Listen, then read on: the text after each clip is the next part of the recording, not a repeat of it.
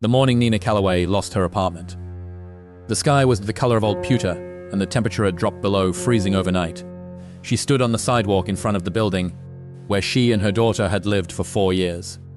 Watching the last of their boxes come through the front door carried by her neighbor, Mrs. Patel, who had offered without being asked. A moving truck would have cost money Na didn't have, so instead it was cardboard boxes, a borrowed cart with a wobbly wheel, and the quiet humiliation of packing up a life in plain view of passing strangers who glanced and looked away. If you're enjoying this story so far, don't forget to hit the like button and subscribe. Drop a comment telling me where in the world you're watching from. I love hearing from you. Lily sat on top of a box labeled Kitchen Misk and held her stuffed rabbit by one ear, watching her mother the way children watch adults when something important is happening but can't name it yet. She was 8 years old. She had her mother's dark eyes and her absent father's straight brown hair, and she hadn't cried once all morning, which somehow made everything harder. "Are we going to Grandma's?" Lily asked. "For now, baby." "Just for a little while." "How little?" Na didn't answer that one. She didn't have an answer. She loaded another box into the back of a 12-year-old Civic, wedging it between the laundry basket and the lamp without a shade, and told herself to keep moving. Stillness was the enemy on days like this. Stillness gave the weight of things room to settle fully on your chest. She had lost her job at the insurance company 3 months earlier when the regional office closed without warning. She had worked there for 6 years, answered phones and processed claims, and memorized the names of every regular caller. And then one Tuesday morning, there was a sign on the door and a number to call for severance information. The severance lasted 2 months. The job search lasted longer. She'd had 3 interviews and no offers, and the landlord had not been sympathetic about the rent. Her mother's house in Millfield was 40 minutes east, a 2-bedroom ranch with a yard full of dead grass and a kitchen that smelled permanently of cigarettes and coffee. Her mother, Diane, had agreed to take them in with a particular kind of reluctant generosity that made a person feel worse for accepting it. There would be comments Nena knew. There would be sighs and small comparisons and the specific silence that Diane used when she wanted someone to understand how much she was sacrificing. Na had grown up inside that silence. She knew its every texture. She was 34 years old and moving back into the town she'd left at 18. And the thought of it made her feel like she was climbing backward, like the years of effort had been erased in a single season. One bad turn, one company folding, 1 month where the math refused to work. And here she was back at the start, or somewhere worse than the start. Because at least at the start, there had been hope attached to the uncertainty. They loaded the last box at 9:45 in the morning. Mrs. Patel hugged Lily and pressed a bag of apples into Nena's hands and told her she was the finest tenant the building had ever had, which was kind but probably not true. Na thanked her. She buckled Lily into the back seat, started the car on the second try, and pulled away from the curb without looking back. She found out about the inheritance 6 days later. The letter came to her mother's address, forwarded 3 times based on the chain of crossed-out lines on the envelope, each one a different place Na had lived in the past decade. The return address was a law office in a town called Greaves, in a part of the state Nena had never visited. The name on the letter was hers. The tone was formal and careful, the kind of careful that lawyers used when they weren't sure how the news would land. She read it at the kitchen table while Lily was at school and her mother was watching a game show in the other room. She read it once and set it down. Then she picked it up and read it again. The letter informed her that she had been named as the sole heir to a property known as the Hartwell Estate, located outside of Greaves in Whitmore County. The property had belonged to a man named Edward Hartwell, her father's maternal great-uncle, a man Nena had never met and whose name she had only heard once years ago. In passing, Edward Hartwell had died at the age of 89 with no surviving spouse, no children, and a small mountain of legal complications surrounding his estate. Iswell had taken 4 years to clear probate, due to disputes among distant relatives who had since died or withdrawn their claims. Nina was what remained, the last name standing. The estate, the letter said, included the main house, several outbuildings, and approximately 40 acres of land in Whitmore County. The property had been unoccupied since 1987. At the bottom of the letter was a line Nina read 3 times before it settled. Please be advised that the property is currently assessed at significantly below market value due to its condition, and that the estate carries no liquid assets. The inheritance consists of the land and structures only, no money, just a house that had been empty for 37 years. She put the letter face down on the table and went to make coffee. Her sister Carol called that evening as she always did, and Na told her about it. That was a mistake, but she had no way of knowing that yet. Carol was 41, owned a house in the suburbs outside Columbus, and had the particular confidence of a person who had made sensible decisions at every fork and found the results satisfying. She loved Nena. She also found Na's life choices quietly baffling, and she never entirely managed to keep that from her voice. 40 acres and a falling down house, Carol said after a pause long enough to tell Nena exactly what was coming next. Nah, honey, you can't live in that. I haven't decided anything yet. You have nowhere to live. You have a daughter. Mom's house is not a long-term solution. We both know that. What you need is a job, not a project, I said. I haven't decided anything. Did you ask the lawyer what the property taxes are? Because if it's been sitting for 37 years, there may be back taxes. That would become your responsibility the second you accept. Nah, I hadn't asked that yet. I'm just saying, Carol continued, that sometimes an inheritance is actually a burden dressed up in legal language. People think they're getting something for nothing, and then they're stuck with a sinkhole they can't sell and can't afford to fix. I read about a family who inherited a property in rural Tennessee, and it cost them $60,000 just to get the title clear. You read a lot of articles. Carol, I'm trying to help you. I know there was a pause. Then Carol said more gently, let me know what you decide, but please be practical.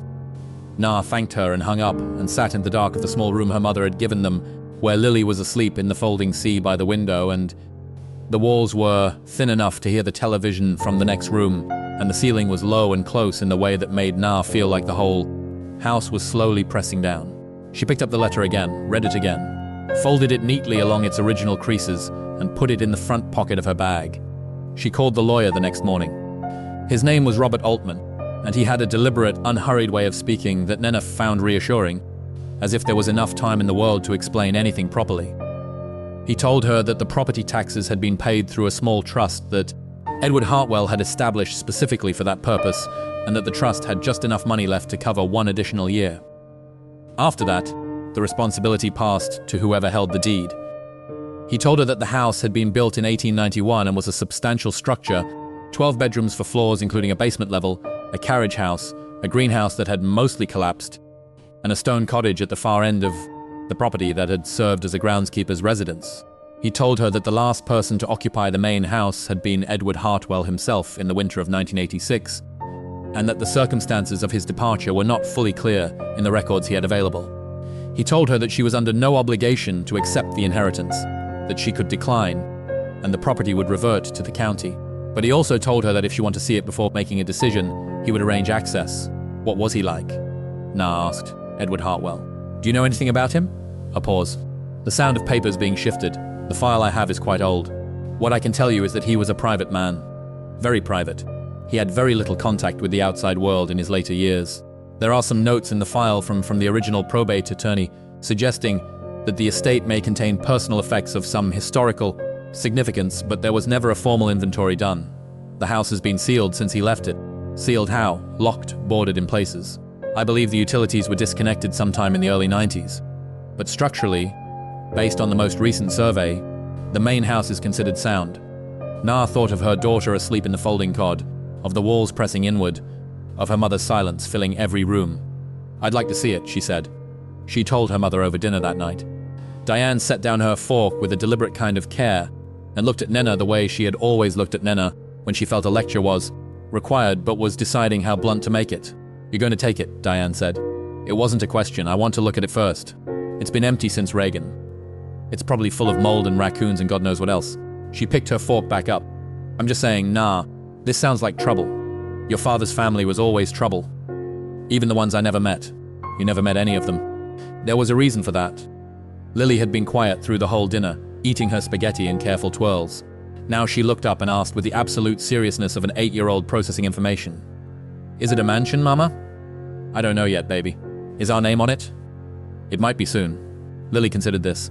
She twirled another bite of spaghetti. I think we should go look, she said with the settled certainty of someone who had made up her mind some time ago and was only now announcing it.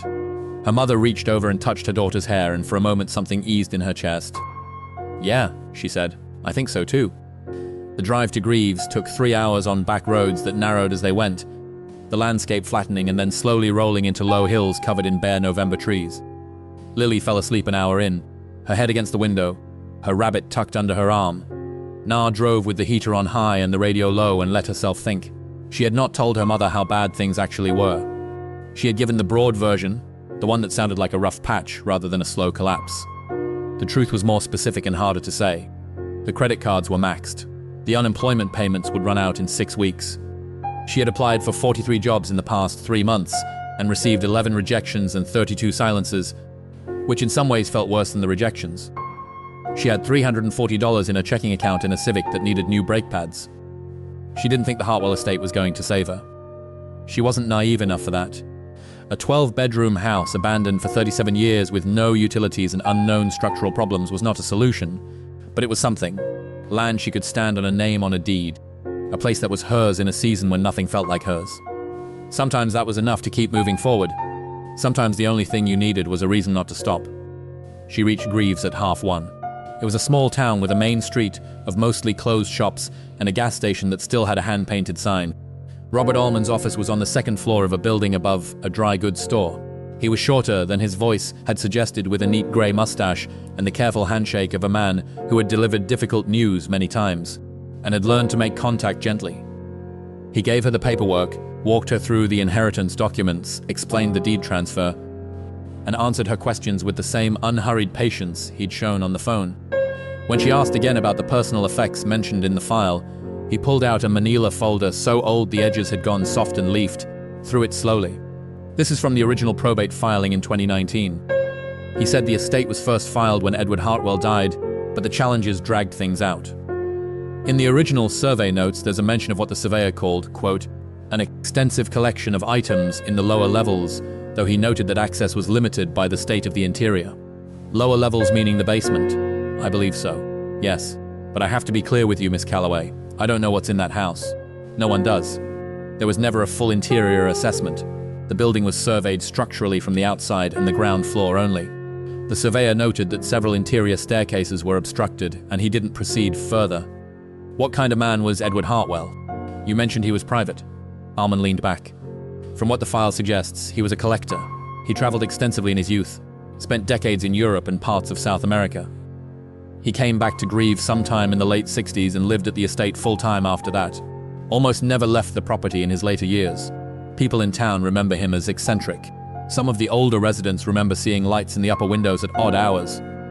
He had deliveries brought to the gate rather than the house. He closed the folder. Other than that, I can tell you very little. He lived the kind of life that doesn't leave much trace in public records. Na signed the papers that afternoon. Allman gave her the keys, 3 of them on an old iron ring, heavy and dark with age, and a county map with the property marked in red pen. He told her the nearest hardware store was 12 miles back the way she'd come, and that the electricity could be restored to the main line with a call to the county utility company, though the interior wiring would need inspection before anything was actually turned on.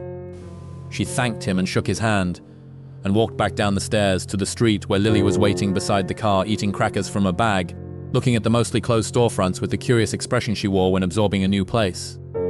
Did we get it? Lily asked. We got it. Lily processed this for a moment. Can we go see it now? That's exactly where we're going.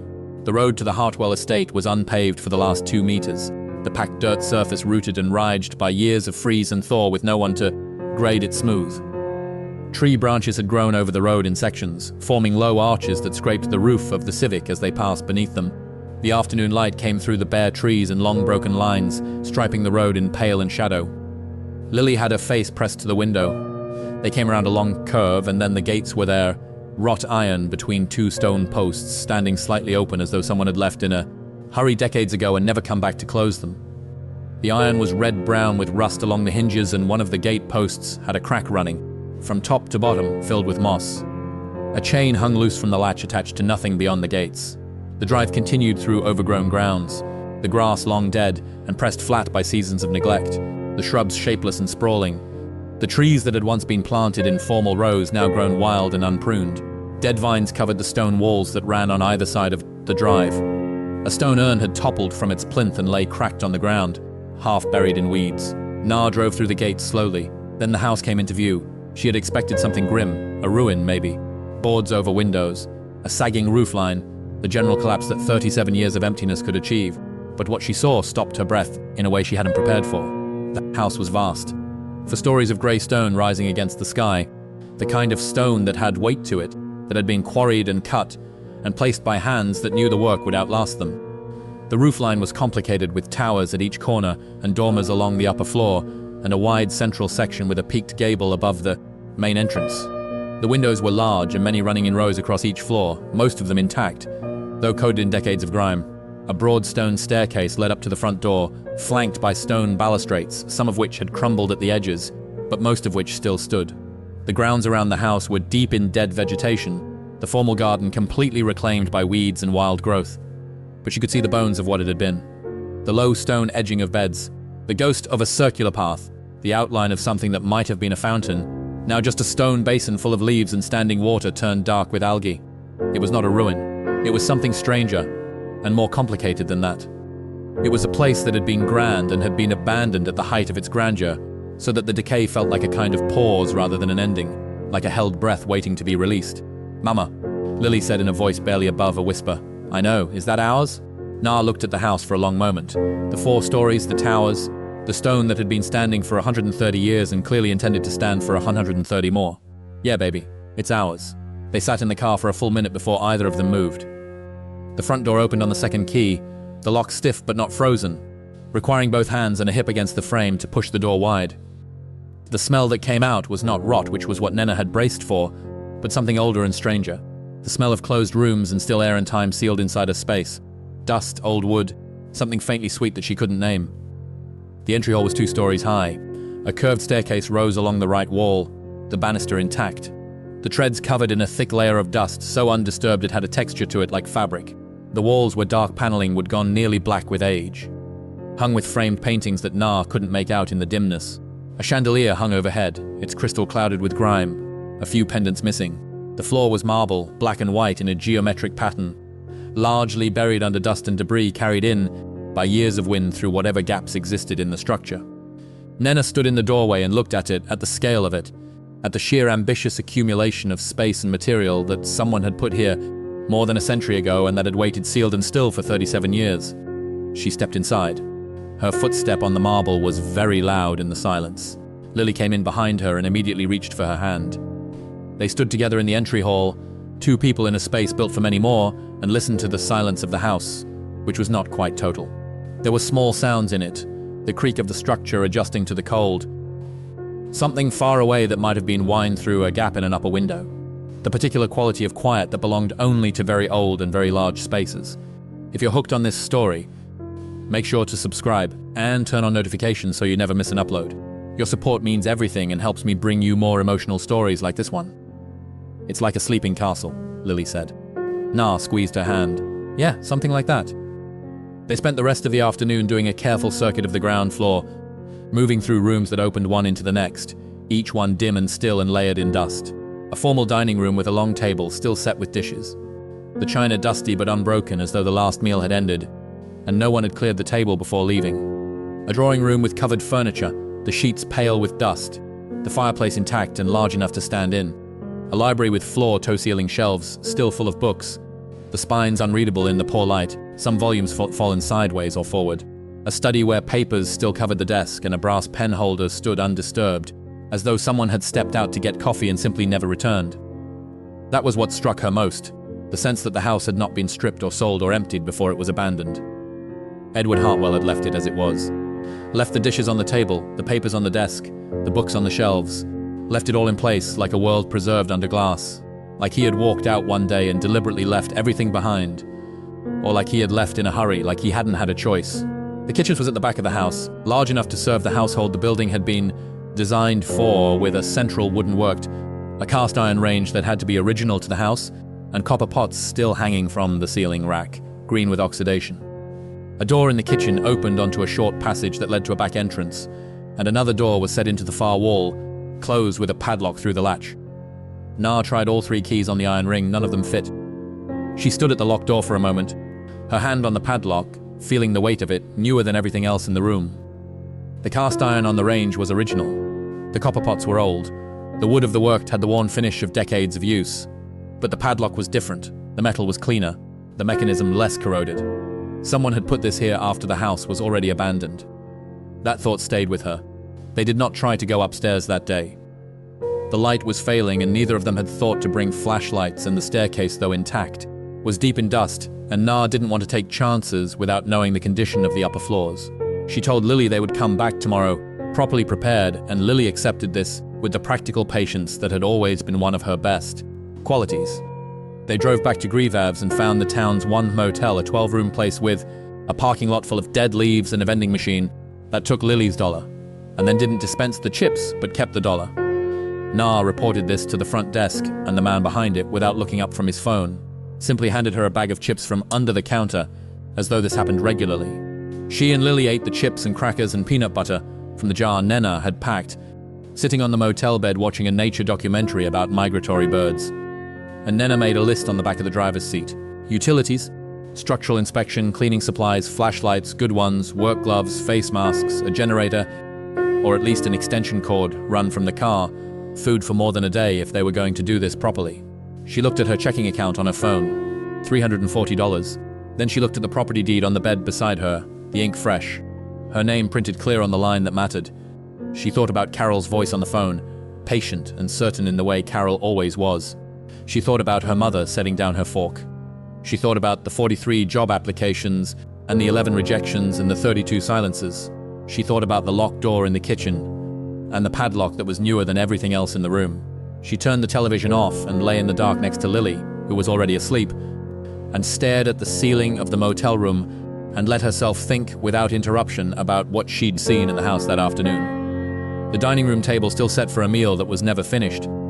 The papers still on the desk, as if waiting for the hand that would never return. To them, the library full of books no one had touched in 37 years, and a man described as a collector or traveler, someone who had spent decades in Europe and South America, who had come home with things and lived privately with them for years and then left it all behind. What had he collected? She reached for the motel notepad and wrote down what the lawyer had said.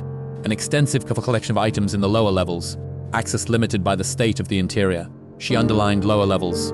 She was still looking at those two words when she fell asleep. The second day started with hardware.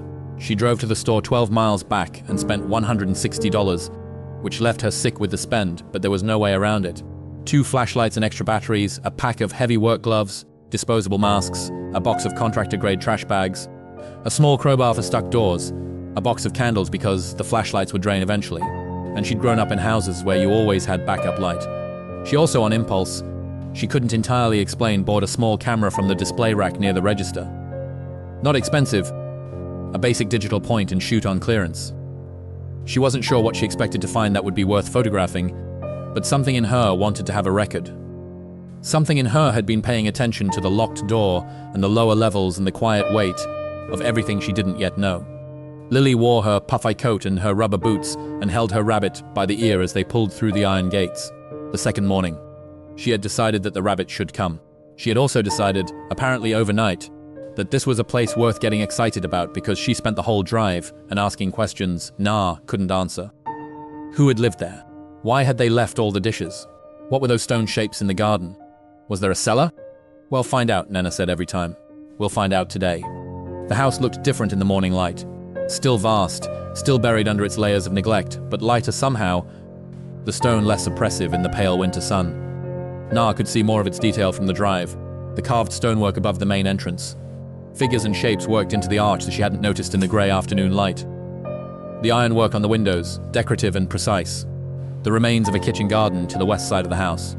The beds outlined in stone. Something that might have been a rose arbor collapsed against the wall. Someone had loved this place. That was what the details said.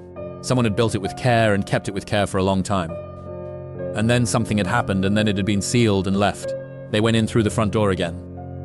Na leading with the flashlight, Lily directly behind her. The entry hall looked the same as yesterday, the dust unmarked except for their own footprints from the afternoon before. She went straight to the staircase and tested the first tread carefully, pressing her weight on it slowly. It held without a sound. She went up 3 more steps. Solid. The banister moved slightly when she gripped it, but didn't shift. She came back down. We can go up, she told Lily. Carefully, stay close. The second floor was a wide corridor running the full length of the house. Bedroom doors on both sides, all of them closed. Na opened each one and swept the flashlight around quickly, making initial notes in her mind. Furniture under sheets, windows intact, fireplaces in each room, the grates rusted but the masonry sound. No obvious water damage, the floors dusty but unwalked. At the end of the corridor, a door was different from the others. Heavier, fitted with a lock rather than a simple latch. Na tried the keys. The second one turned. The room beyond was not a bedroom. It was a study, but not the one she'd seen on the ground floor. This was smaller and more crowded. The walls lined not with books but with shelves, and on those shelves were objects. Objects of every kind arranged with care, but so numerous that they overlapped and layered and stacked, filling every available space. Ceramic pieces, figurines carved from what looked like ivory and stone, wooden boxes, some inlaid, some plain, glass cases containing coins and small metal objects, rolled tubes that might be maps or drawings, photographs and frames, some standing, some stacked flat. Na stepped into the room and moved the flashlight slowly around the shelves. Lily came to stand beside her. For a long moment, neither of them spoke. "What is all of this?" Lily said. "I don't know yet." She picked up one of the ceramic pieces, carefully turning it over. On the base was a small maker's mark, hand-painted. She couldn't read the signature, but the style of it, the weight, the glaze, told her nothing concrete because she knew nothing about ceramics. She set it back carefully. She opened one of the wooden boxes. Inside, nested in aged velvet, was a pocket watch, gold, engraved on the back. She tilted it toward the flashlight. The engraving was a crest of some kind, an eagle and a shield with letters below it. She couldn't read. She closed the box. She looked at the shelves more carefully. There was no chaos to this collection. Each item had been placed. The wooden boxes were ordered by size. The ceramic pieces were arranged by height. The framed photographs were sorted by some system she couldn't immediately decode, but could feel in the arrangement a deliberateness that spoke of someone who had known exactly what they had and where each thing belonged. Edward Hartwell had known the value of what he collected. He had cared for it. He had organized it. She took photographs with the small camera. Every shelf, every case, every group of items. She worked methodically, moving through the room, documenting what she could see without touching too much. There were glass cases she couldn't open without a key she didn't have. There were tubes on the upper shelves she couldn't reach without a step stool.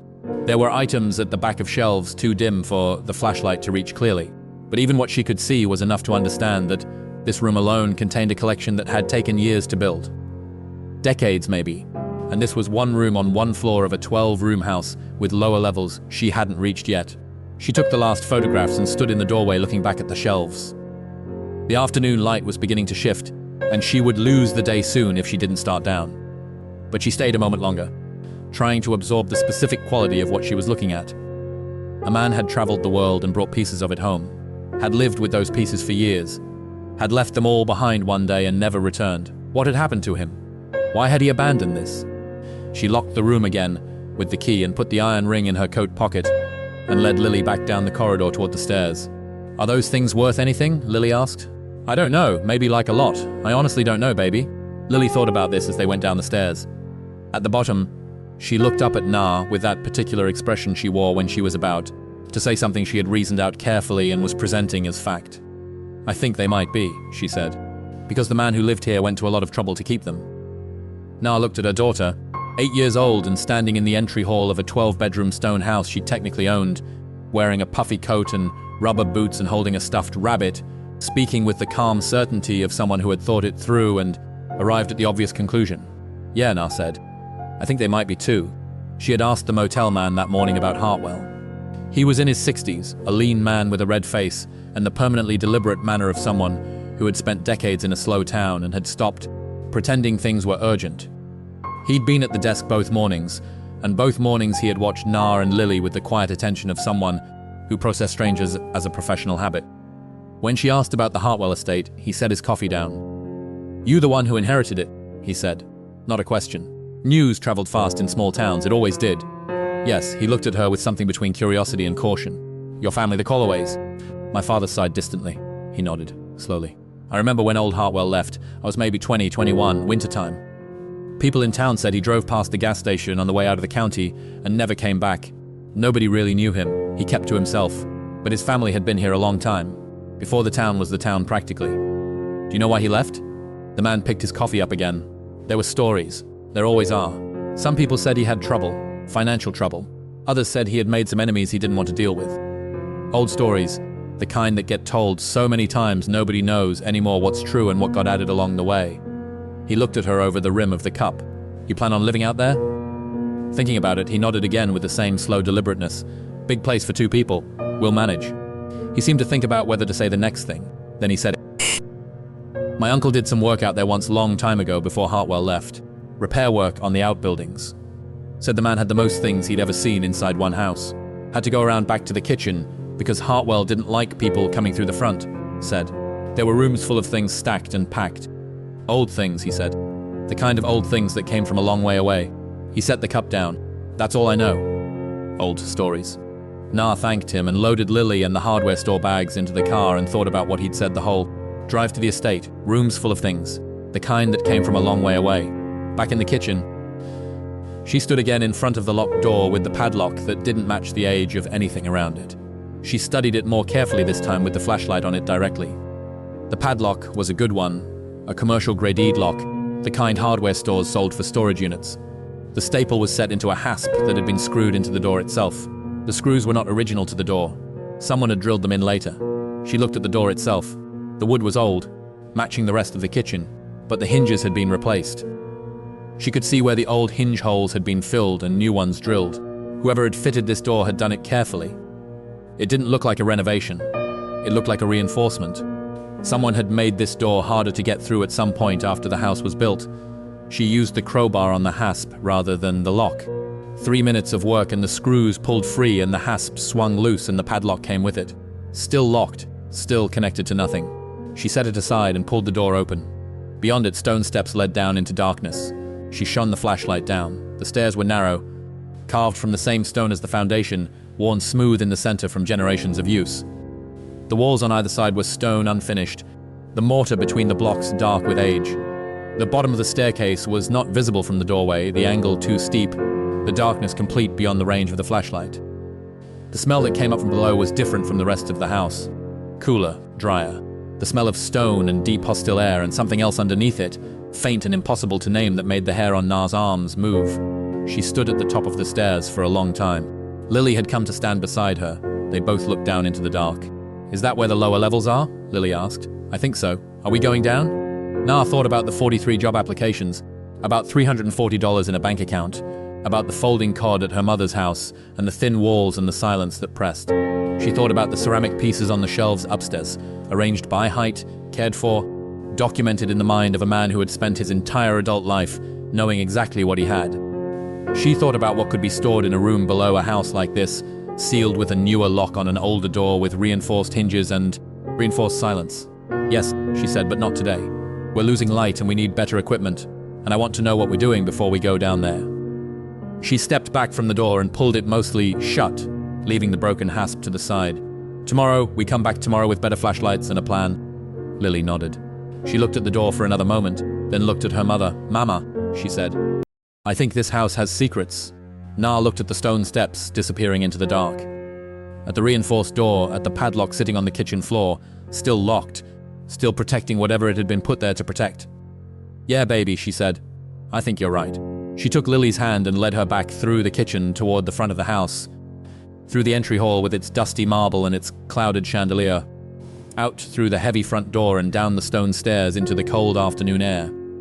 She stood on the drive and looked back at the house for stories of grey stone against the winter sky.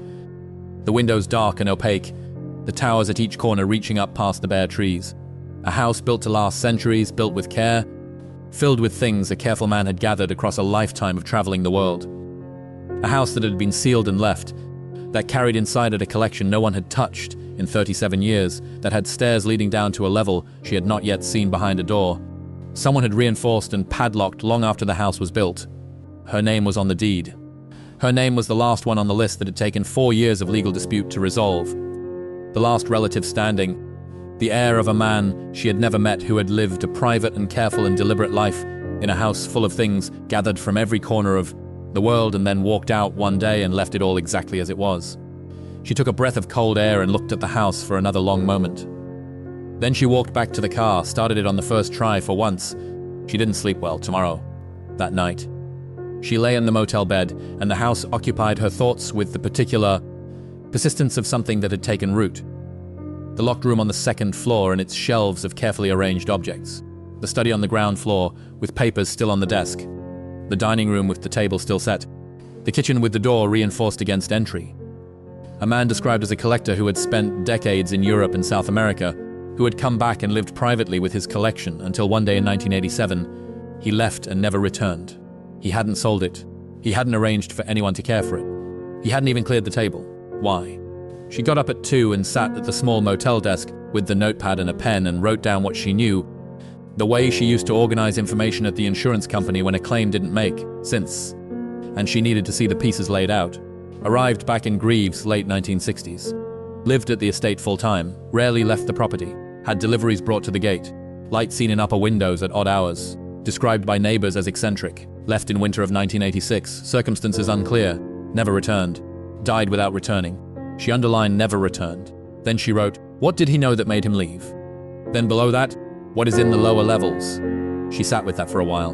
Then she wrote one more line. Why would someone reinforce that door from the outside? She put the pen down, turned off the lamp, lay back down next to Lily in the dark. The answer she kept coming back to was this. You reinforced a door from the outside when you wanted to make sure no one else got in after you left. Not to lock something out, to lock something in. Edward Hartwell had sealed that door himself. He had reinforced it and padlocked it and walked away and never come back. Whatever was in the lower levels of that house, he had decided it needed to stay there. And then he had died, and the house had sat sealed for 37 years. And the legal disputes and the distant relatives and the probate proceedings had all come and gone. And at the end of all of it, there was Nena Calloway, 34 years old, $340 in the bank, her name on a deed, standing at the top of those stone steps, looking down into the dark. She had called Carol that evening from the motel parking lot, so Lily wouldn't hear. She had kept it brief because she had already made the decision, and she wasn't calling to be talked out of it. You signed it, Carol said. The same flat delivery as before, the sound of someone whose prediction has come true. Okay, a long exhale. Okay, Nina, tell me you at least have somewhere to stay while you figure out what the place needs. There's a motel in Greaves. For how long? How much is that going to cost? Not much. It's fine. And after the motel, you can't live in a house that hasn't had utilities since the 90s. I'm going to get utilities restored. With what, Nena? I'm trying to be honest with you because someone needs to be. You have no income. You have a child. And you have just accepted responsibility for a property that will cost money to maintain before it ever earns you anything. Unless you can sell it quickly, and an abandoned estate in rural Whitmore County is not exactly a fast-moving market, you are going to be worse off than you were before. Nah said nothing. I love you, Carol said. But this isn't a fairy tale. Old houses don't turn into palaces, they turn into money pits. There are things inside it, Carol. What kind of things? I don't know yet, but the man who owned it was a collector. He spent his whole life gathering things. He never emptied the house when he left a pause. So, there are things inside a house that's been abandoned for 37 years. That's what you're counting on. I'm not counting on anything. I'm being curious. That's different. Carol made a sound that was not quite a laugh. Okay, call me when you know more, and please, for the love of everything, don't let Lily get hurt in a building that hasn't been inspected. She had hung up feeling exactly the same as when she picked up the phone, which she supposed was a victory of sorts. She had not been talked out of it. She had not been made to doubt herself into paralysis. She still had the deed and the keys and the iron ring in her coat pocket. She had called her mother next and gotten a shorter version of the same conversation. Diane's contribution being mostly silences punctuated by the occasional mim that conveyed deep and practiced skepticism without requiring the effort of complete sentences. Her mother had grown up poor and had spent her whole adult life treating caution as a virtue, which it was until it became a reflex, and by now it was entirely reflex. Diane didn't distinguish between reckless decisions and unfamiliar ones. Both made her go quiet and tight around the eyes. The last call had been to Mrs. Patel, who had been the most useful. Mrs. Patel had actually asked questions, the practical kind about the structure and the utilities and the legal standing.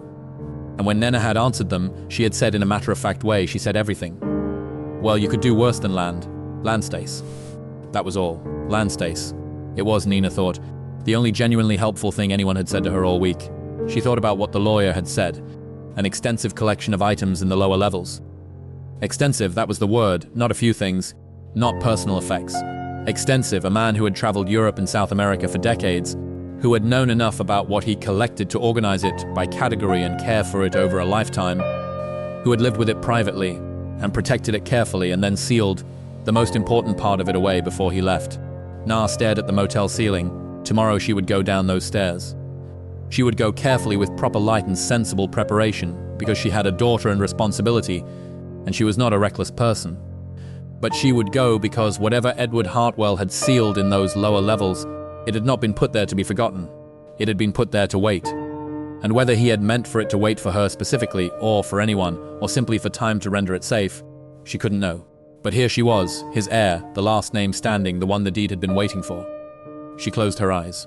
Outside, the wind moved through the trees, and somewhere in the direction of the estate, the iron gates she'd left standing open creaked softly in the dark, and the stone house sat silent on its 40 acres, holding its breath, waiting for morning the way it had been, waiting for everything, patient and certain, and full of things not yet found. She bought a second flashlight at a gas station on the way out to the estate the next morning, a heavy one with a beam wide enough to illuminate a room rather than just a point, the kind utility workers used. Lily held the smaller one and wore her rubber boots again, and had decided, apparently between sleeping and waking, that the rabbit should stay in the car today, because what they were doing was serious work. That was what she said. Serious work. Like she was 40 and had done this before. Nar drove through the iron gates in the cold, pale light of 8 in the morning and parked close to the front steps and sat for a moment before getting out. The house stood exactly as she'd left it. The grey stone, the dark windows, the complicated roofline against the winter sky. She had thought about it so much in the night that seeing it again felt strange, like meeting someone face to face after a long correspondence. The house she had carried in her head was made of fragments and flashlight impressions. The real thing was always more than that.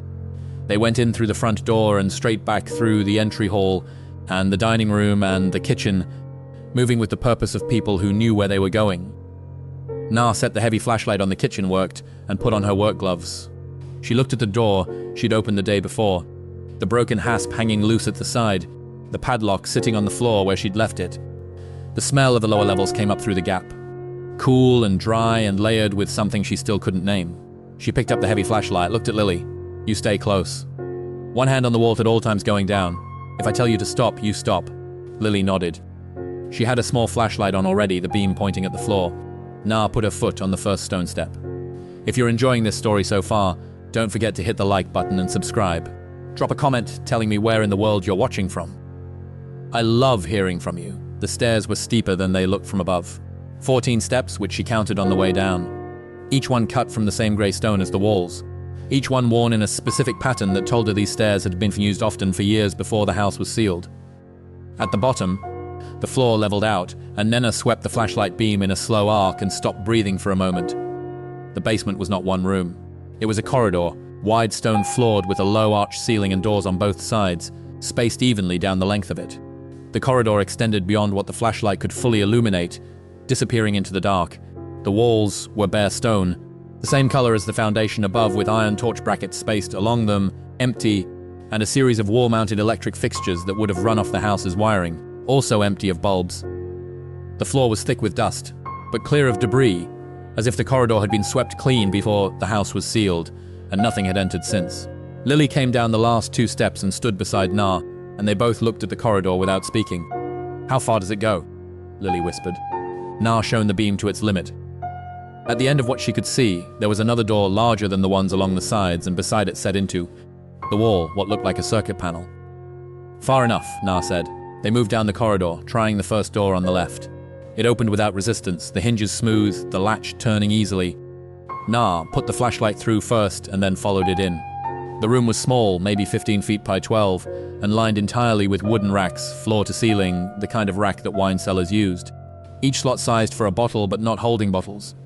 Holding tubes, cardboard and metal tubes of varying diameters, each one capped at both ends, stacked horizontally in the slots with the careful regularity of a library. There were dozens of them, more than 100. Each tube had a small paper tag attached with string handwritten numbers in a neat script. Nar took a tube from the nearest slot. Cardboard thick-walled, the caps fitted tightly. She worked one cap loose and tilted the tube, and a rolled cylinder of canvas slid out, wrapped once in a layer of thin cotton muslin that had yellowed with age. She held the flashlight under her arm and carefully unrolled the first inch of canvas, just enough to see what was there. Oil paint.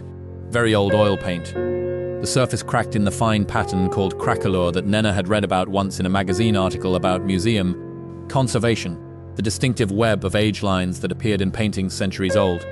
She could see part of a background deep brown black, the kind of ground color that painters used 300 years ago. She rolled it back and rewrapped it and slid it carefully into the tube and replaced the cap. She stood very still in the small room with 100 tubes in the racks around her. Old paintings, not prints, not reproductions.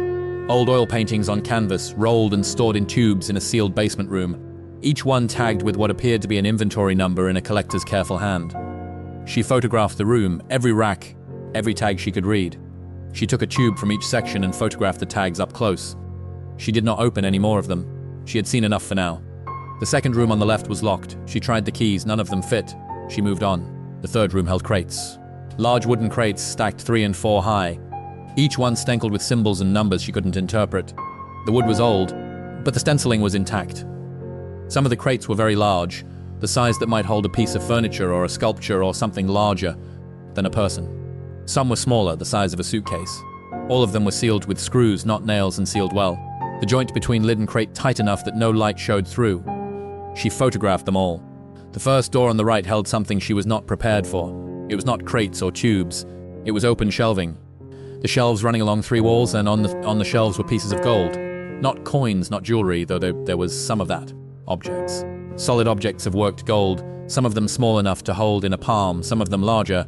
Bowls and vessels and figures and architectural fragments. All of a style she had seen once in a documentary about South American pre-Columbian civilization, the kind of objects that existed in museum collections, and had not been in private hands for generations. The surfaces were unmarked by tarnish or corrosion because gold did not corrode. They sat in the dark as clean and complete as the day they were made, whenever that was, whether it was 500 years ago or 1,000. She stood in the doorway and looked at them. She had never thought of herself as someone who would be unable to speak. She was a practical person. She had answered phones for 6 years at an insurance company and learned to stay level-voiced through almost anything. But she stood in the doorway of that room and could not say a single word for a full minute while her flashlight moved across the shelves. Lily came to stand behind her and looked over her arm. "Are those real?" Lily asked. "I don't know yet." She heard her own voice, flat, careful. The voice she used when she needed to stay level. "I think so. I don't know." She photographed the room, every shelf, every object, every angle she could capture in the flashlight beam. She didn't touch anything. She moved around the perimeter with the deliberate care of someone who understood at some instinctive level that she was in a room where a wrong decision could have consequences she couldn't yet calculate. At the end of the corridor was the large door. When she reached it, she found that the circuit panel beside it was simply a light switch array and not a breaker box, as she'd thought from a distance. She flipped the first switch. Nothing.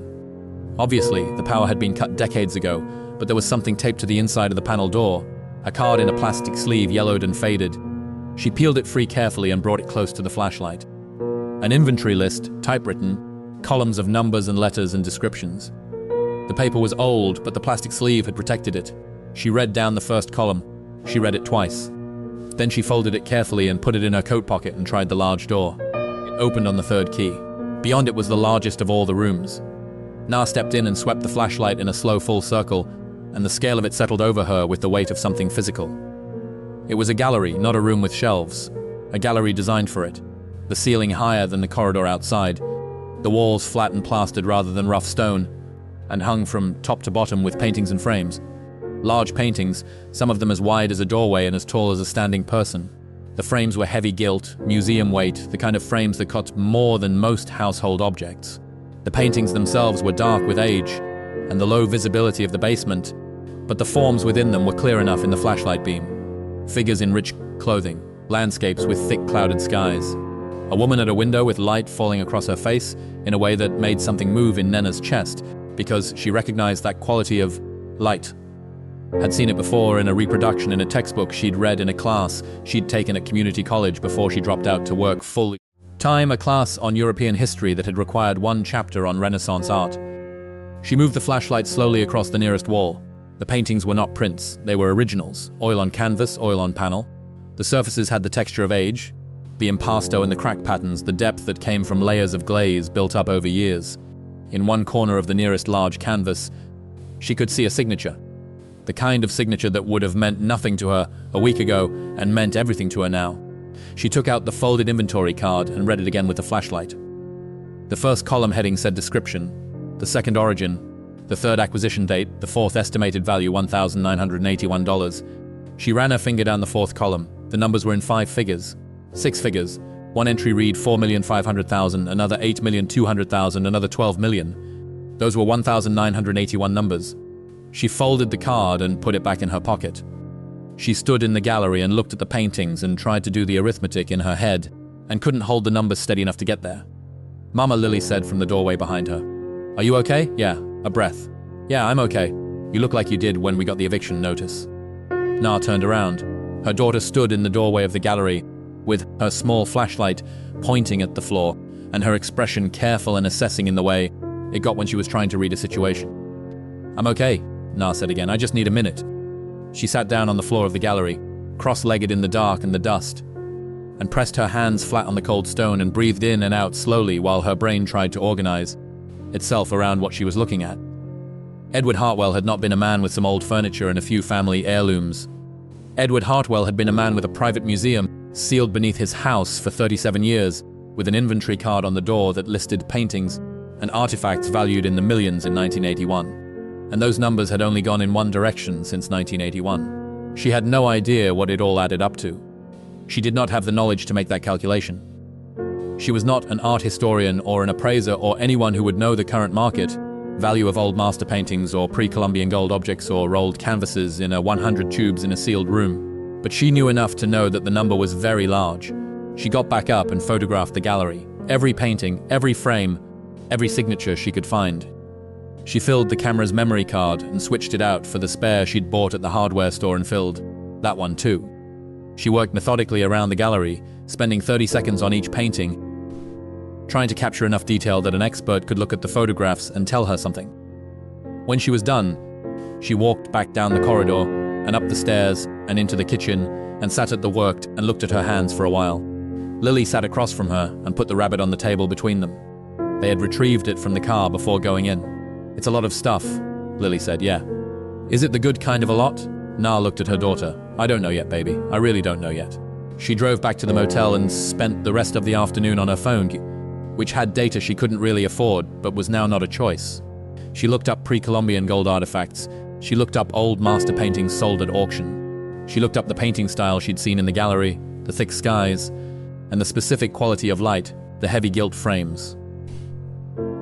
She looked up provenance records and collector histories and the kinds of numbers that appeared at the end of auction results for 17th century Dutch and Flemish work. If you're hooked on this story, make sure to subscribe and turn on notifications so you never miss an upload. Your support means everything and helps me bring you more emotional stories like this one. By evening, she had a picture, still incomplete, still full of things she didn't know, but a picture.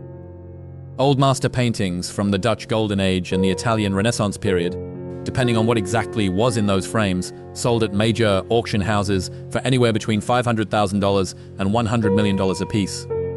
Pre-Columbian gold objects, depending on their origin and age and cultural significance, sold in the low millions at specialist auction, and the major museums paid more for them and lobbied for their return through legal channels. The rolled canvases in the tubes, if they were what she thought they were, could be anything from minor works by known artists to major pieces that had been missing from the record for decades. She did not know what she had, but she knew it wasn't nothing. She called Carol at 9 in the evening after Lily was asleep. She sat in the car in the motel parking lot with the engine off and the cold coming through the windows while she talked. "I went into the basement today," she said. A pause. "And Carol, there are paintings down there. Old paintings and frames. A whole gallery of them in a room full of rolled canvases and storage tubes, probably more paintings. In a room full of gold objects, pre-Columbian stuff, the kind you see in museums." She heard herself saying it, and it sounded like what it was, something that couldn't be true. There's an inventory card from 1981, and the numbers on it are in the millions. Silence on the other end of the line. "Carol, I heard you." More silence then. "Nina, I want to ask you something, and I need you to hear it without getting defensive." "Okay. How do you know they're not reproductions?" "I don't. Not for certain, but they don't look like reproductions. The paint surfaces, the cracks, the way the frames are made. I took photographs." "Nina, you're not an art expert." "I know I'm not. You could be looking at very good fakes or very ordinary originals, worth almost nothing, or originals that are too old to sell legally or that have provenance issues or that belong to someone else. There are 100 ways this could be not what you're hoping it is." "I know all of that, Carol. That's why I need to get someone out there who actually knows." "Okay. Who?" "I don't know yet." "An appraiser? An auction house? Someone from a university art history department? Maybe. I need someone who can look at what I've got and tell me what I'm actually dealing with. And in the meantime, you're staying in a motel outside of town in Whitmore County." "Yes." "With Lily?" "Yes, on 360. Now, another silence. The particular silence of Carol constructing a response that contained both her concern and her genuine disbelief that this was happening. Na could feel it through the phone. All the careful restraint of a person watching a train do something trains shouldn't do. "Okay," Carol said, "finally find your expert. But Nina, don't tell anyone else what's down there until you know what it is. If there's any chance this is real, You don't want people to know about it before you understand what you have and what your legal position is. I hadn't planned to. I know. I'm saying it anyway. A brief pause. Call me when you know more. And be careful. Old basements are structurally unpredictable, she admitted practically. But after Nena hung up, sitting in the cold parking lot, she thought about what Carol had said in a different way. Be careful. Not just about the structure, about all of it. She thought about the reinforced door, the padlock, a man who had driven past the gas station one winter day in 1987 and never come back. Had he been careful? Had he known he needed to be? She went back inside and looked at Lily sleeping in the folding cot, and then sat at the desk with her phone and searched for the name Edward Hartwell. There was almost nothing. A brief mention in a 1974 county newspaper article about a local historical society meeting. His name on the list of attendees. A reference in a 1969 New York gallery show catalog under acknowledgements thanking private collectors who loaned works for the exhibition. The catalog did not specify which works. His name appeared again in the records of a maritime shipping company in 1961 and 1963 and 1967 as a client for overseas freight services. She searched the 1969 gallery catalog reference more carefully. The exhibition had been called Rediscovered Works Dutch and Flemish Masters from Private Collections. She could not find a full digital copy of the catalog, but she found a brief review in a newspaper archive which described the show as containing several works previously unknown to scholarship loaned by a group of collectors who had acquired them through private European sales during the post-war period. She sat back. Post-war private European sales. In the years immediately after the Second World War, enormous quantities of European art had moved through private sale channels, displaced by the chaos of the conflict and its aftermath, changing hands quickly and cheaply as families tried to convert assets to cash or simply move things before borders closed again. Some of those sales had been legitimate, some had not. Much of what moved through the post-war art market had murky histories, provenance records that were incomplete or deliberately obscured. She was not suggesting anything specific. She didn't know enough to suggest anything specific. But the picture that was assembling itself in her mind was of a man who had known how to find things, who had spent the post-war decades buying in Europe when prices were low and records were incomplete, and had brought what he found home to Whitmore County and kept it very private for the rest of his life. She made a note of the gallery catalog reference. She made a note of the shipping company name. She wrote down the 1974 Historical Society mention and the 1981 inventory card dates. Then she looked for art appraisers. She needed someone who could look at old master paintings and pre-Columbian gold and tell her with authority what she was dealing with, not a regional auction house that sold farm equipment and estate jewelry. Someone with the knowledge to assess paintings that might be centuries old and the experience to know what questions to ask about providence. She found a name after an hour of searching. Dr. Patricia Wan, Associate Professor of Art History at a university 3 hours north with a published specialty in Dutch Golden Age painting and a secondary interest in early 20th century collector histories. She had written papers about the post-war European art market. She had consulted for auction houses and legal teams in Providence dispute cases. Na sent her an email at 11:45 at night, which she recognized was not ideal, but she could not wait until morning. She kept it short. She was the new owner of an estate containing what appeared to be a substantial private art collection. She needed an initial assessment of what she had. She could offer transportation costs in a day rate if that was relevant, and she would be happy to send photographs first, if that would help the expert decide whether the inquiry was worth her time. She attached 20 of the best photographs from the basement gallery. She put her phone down and looked at the ceiling. She lay awake for a long time, the inventory card in her coat pocket on the chair beside the bed, its numbers moving through her head in no particular order, adding and not adding up. The 1981 values that meant nothing until they were translated through 43 years of art market inflation into what they might mean now. She fell asleep eventually with the arithmetic unresolved and woke to the sound of her phone at 6:15 in the morning. It was an email reply. Patricia, one short, professional, and ending with a question that told Nena everything she needed to know about whether the photographs had been worth sending. Dr. One had written, "I'd like to see these in person. When are you available?" They arranged it for 2 days later. W drove down herself rather than waiting for Nena to arrange transport, which Na had not expected, and which told her something. An academic with a busy schedule did not rearrange 2 days to drive to Whitmore County for photographs that didn't interest her. In the meantime, Nena cleaned. She had no other way to be useful, and she needed to be doing something. So, she drove to the hardware store again and came back with a mop and cleaning supplies and a bucket, and she started on the kitchen floor while Lily worked on the entry hall with a smaller broom, sweeping dust into piles and then looking at what the dust had been hiding, which was the marble pattern beneath, black and white and still intact. They worked through 2 full days. They didn't go back into the basement. Na had decided, without quite deciding, that she wanted a professional present when she looked at it again.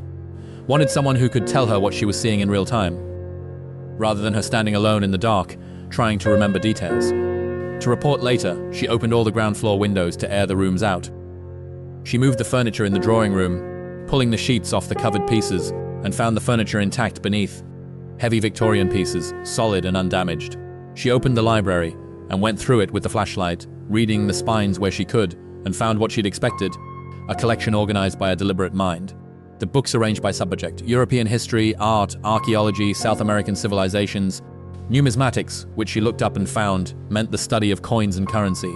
She found something she hadn't expected in the top drawer of the desk, in the study on the ground floor.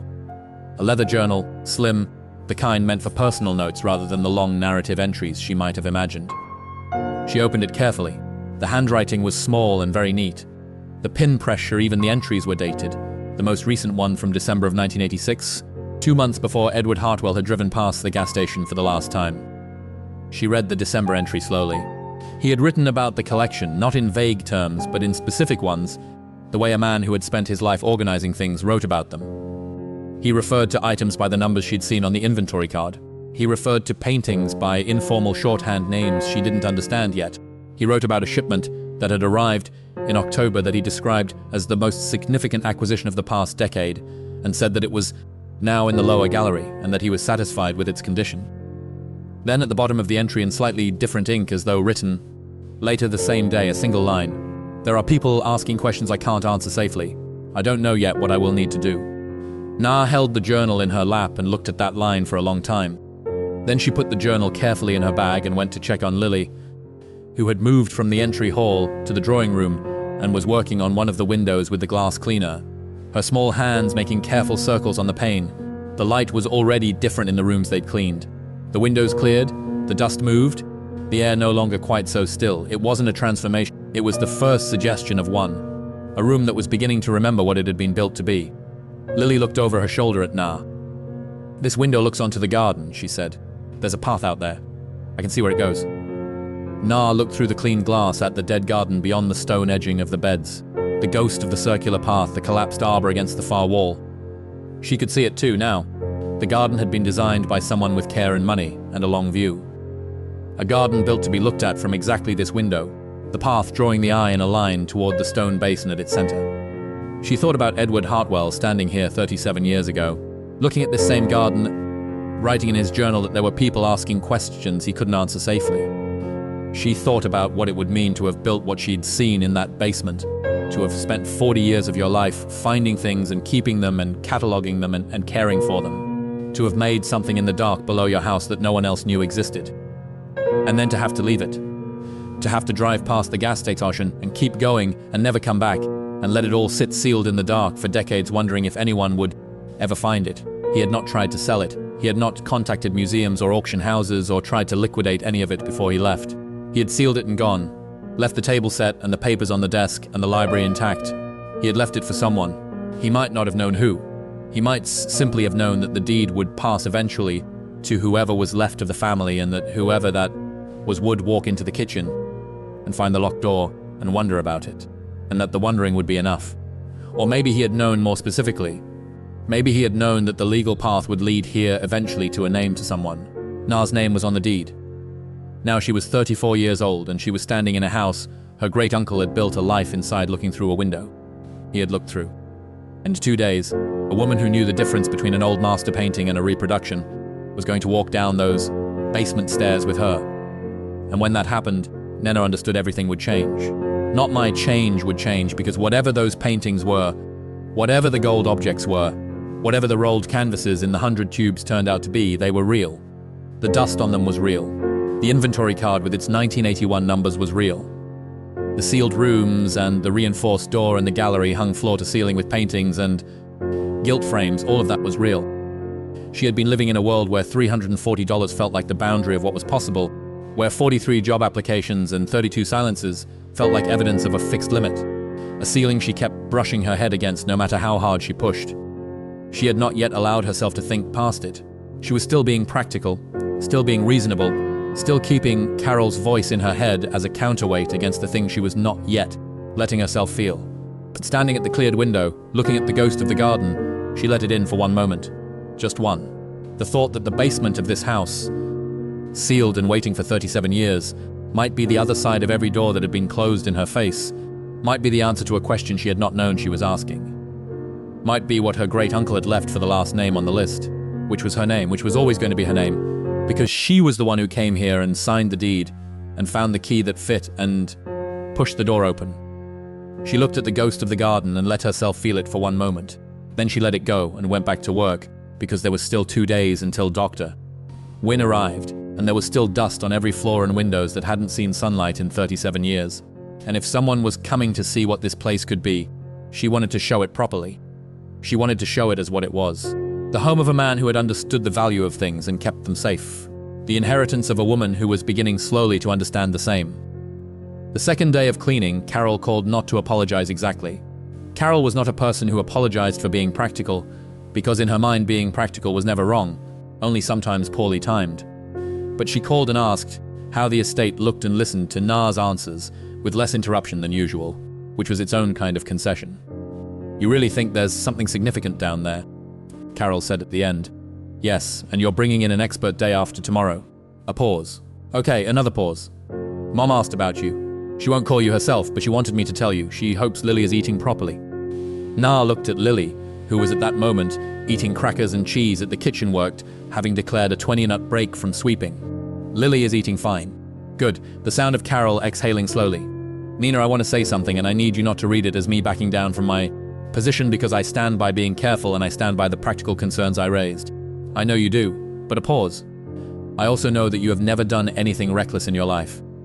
You've been cautious and responsible, and you've worked hard, and none of it has gotten you very far. And I think maybe I've been treating this like it was one more bad decision in a pattern when actually it might just be different, unfamiliar, new." She stopped. "That's all I wanted to say." Na sat with that for a moment. "Thank you, Carol. Don't read too much into it, I won't." After she hung up, she stood at the kitchen window for a while and looked out at the backgrounds. The wild hedge of rose brambles along the stone wall, the skeleton of what had once been a formal garden dying its annual death. She thought about the word unfamiliar, how easy it was to call an unfamiliar thing a bad thing, to treat the discomfort of the unknown as evidence against it. She had spent enough of her life being careful and practical. She had applied to 43 jobs and heard back from 11 of them, and those 11 had all said no thank you, and she had thanked them for their time and kept being practical. She picked up the mop and went back to work. The night before Dr. Wen arrived, Nena read through the journal entries she'd found in the ground floor study. There were 11 months of entries in the slim leather book, beginning in February of 1986 and ending in December. She read them slowly and in order, trying to build a picture of a man she had never met from the shape of his thinking. He wrote with precision and without self-pity, which she respected. He noted acquisitions with the same tone he used to note weather and deliveries, the specific factual register of someone who had long since made peace with the scope of what he'd built and no longer felt the need to express wonder at it. He catalogued things because he believed in the importance of record. He maintained things because he understood that objects required care. He organized things because disorder made him uncomfortable. But as the year progressed in the entries, something shifted. The notes about deliveries and acquisitions grew shorter. The entries began to include observations that had no practical purpose, the kind of things a person wrote when they were processing rather than recording. In September, he had written, "I have always believed that things outlast people and that this is as it should be. The object does not mourn its maker." It simply continues in October, after the reference to the significant new acquisition. "I am 62 years old, and the collection is as complete as I am likely to make it. If I had known at 30 what I have learned at 60, I might have done certain things differently. But then everything would be different, and I cannot know if different would be better. In November, I had a visitor to the gate today. I did not answer. The truck sat at the end of the drive for 20 minutes and then left. I recognized the plates in December, the entry she had already read once. There are people asking questions I can't answer safely. I don't know yet what I will need to do." That was the last entry. She closed the journal and put it back in her bag. Whoever had come to the gate with a truck he recognized by its... Whatever questions they had been asking, she didn't know enough to understand the specifics, but the sequence was clear enough. By December of 1986, Edward Hartwell had understood that the life he had built in this house was no longer safe to live, and in February of 1987, he had driven past the gas station for the last time. He had not destroyed the collection. He had not arranged for it to be moved or sold or transferred. He had locked it in the basement of a house that would pass down through his family, line eventually, and left. Na thought about that choice for a long time, sitting in the motel room in the dark. He had trusted the house. He had trusted the land. He had trusted the legal structure of inheritance to carry the collection forward to whoever came next, whoever turned out to be the right person to find it. She did not know yet whether she was the right person. She didn't have the vocabulary for it yet. Didn't know enough about what was down there to understand what it required of her, but she had come here when she had nothing else. She had signed the deed and opened the door and gone down the stairs and looked at what was there, without turning away. Maybe that was enough to start with. Patricia arrived on a Tuesday morning in a dark blue sedan that moved down the rutted, unpaved road toward the estate, with the cautious deliberateness of a car driven by someone who was paying attention. She parked behind the Civic and got out and stood for a moment looking at the house the same way Nena had stood looking at it that first afternoon. That held breath before the scale of it settled. She was smaller than Nena had imagined, compact and precise in her movements, with short, dark hair and wire-framed glasses, and the no-wed motion manner of someone who organized large amounts of information for a living. She wore practical clothes, a wax jacket and heavy boots, and she carried a leather bag and a hard case with equipment Na didn't recognize. She shook Na's hand. She looked at Lily with a brief professional smile. She looked back at the house. "How long has it been standing?" she asked. 1891. According to the county records, and empty since when? 1987, as far as anyone knows. Dr. Wen looked at the windows, at the stonework above the main entrance, at the iron on the windows. She looked at it the way Na had learned to look at things over the past 4 days, with the attention of someone searching for information rather than just taking a picture. "You said in your email you hadn't disturbed the collection," she said. "I opened some of the rooms. I photographed what I could see. I didn't touch or move anything except the tube of canvas I opened and then immediately re-rolled." "Good." She picked up her hard case. "Shall we?" They went through the house in order, Na leading with the heavy flashlight. Doctor went behind her with a flashlight of her own and a small device. She pointed at paintings and objects occasionally without explaining what it was measuring. She was quiet for most of the ground floor tour, moving through the rooms with the same efficiency, noting things without commenting on them. At the study, she stopped at the shelves and looked at the ceramic pieces for a long time. She picked up one of them and turned it over and looked at the mark on the base and set it back. She picked up the pocket watch in the wooden box and opened it and looked at the movement inside and closed it again. She said nothing. They went upstairs to the locked room, the collector's room with the organized shelves. Dr. W stood in the center of it and moved her flashlight beam across the contents with the slow deliberateness of someone reading. She reached for one of the glass cases and looked at the coins inside it. She crouched to see the lower shelves. She spent a full 5 minutes in the room without speaking. Then she said very quietly, "How did he acquire these?" "I don't know yet. He traveled extensively. Europe, South America." When post-war years, from what I've been able to find through the 60s and into the 70s, Dr. went straightened up and looked at Nena. Her expression was careful in the specific way that academic expressions were careful when they were containing something large. "I'd like to see the basement now," she said. They went down the stairs, Nina with the heavy flashlight. Doctor went with her own, Lily close behind with the small one. The smell of the corridor came up to meet them, cool and sealed and old. Dr. W moved down the corridor without speaking, stopping at each door, opening each room Na had opened. In the tube room, she stood still for 30 seconds and then reached for one of the tubes and removed it from its slot and read the paper tag. She did not open it. In the gold room, she stood in the doorway for a full minute without moving. Na watched the expression that was not quite under control anymore. The careful academic composure that was managing itself against something it had not expected to see. "These are the tube numbers from the inventory card," Dr. W said, finally still in the doorway of the gold room. "Yes. I found it taped inside the circuit panel. May I see it?" Na handed it over. Dr. Wen held it up to her flashlight and read it. She read it twice. She folded it along the original creases and handed it back without speaking. They went to the gallery. When Nena opened the large door and the light from both flashlights moved across the hanging paintings on all 4 walls, Dr. W made a sound that was not a word, not loud, just a breath that came out differently than the one that went in. She stepped into the gallery and stood in the center of it and turned slowly in a full circle, the flashlight beam moving across the frames, the surfaces, the signatures. She stopped at a painting on the far wall, large, maybe 5 feet wide, a landscape with figures. The sky the layered grey gold of a late afternoon in a northern country. She moved close to it and shone her light directly on the lower right corner, where a signature was painted in the same oil as the rest of the canvas. She stood there for a long time. Na watched her and did not speak. When Dr. W finally stepped back from the painting, her face had changed. The careful composure was still there, but something behind it had shifted. The particular shift of a person who has found what they were looking for and found it larger than they expected. "Miss Calloway," she said. Her voice was level but not entirely steady. "I need to ask you a question, and I need you to understand that I'm asking it as a professional who needs to understand the full picture of what I'm looking at. Okay. Do you have any idea what your grey Tungles collection might be worth?"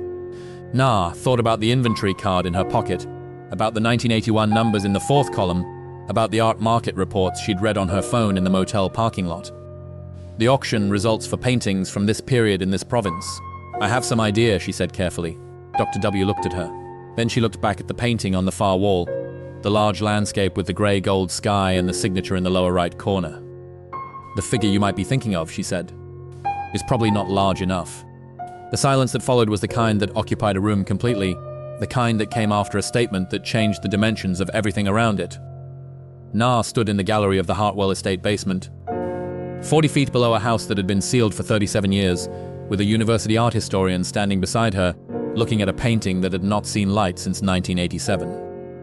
And she felt the number she had been carrying in her mind, the number she had been cautiously assembling from fragments of data and careful arithmetic, shift upward in a way she could not yet calculate.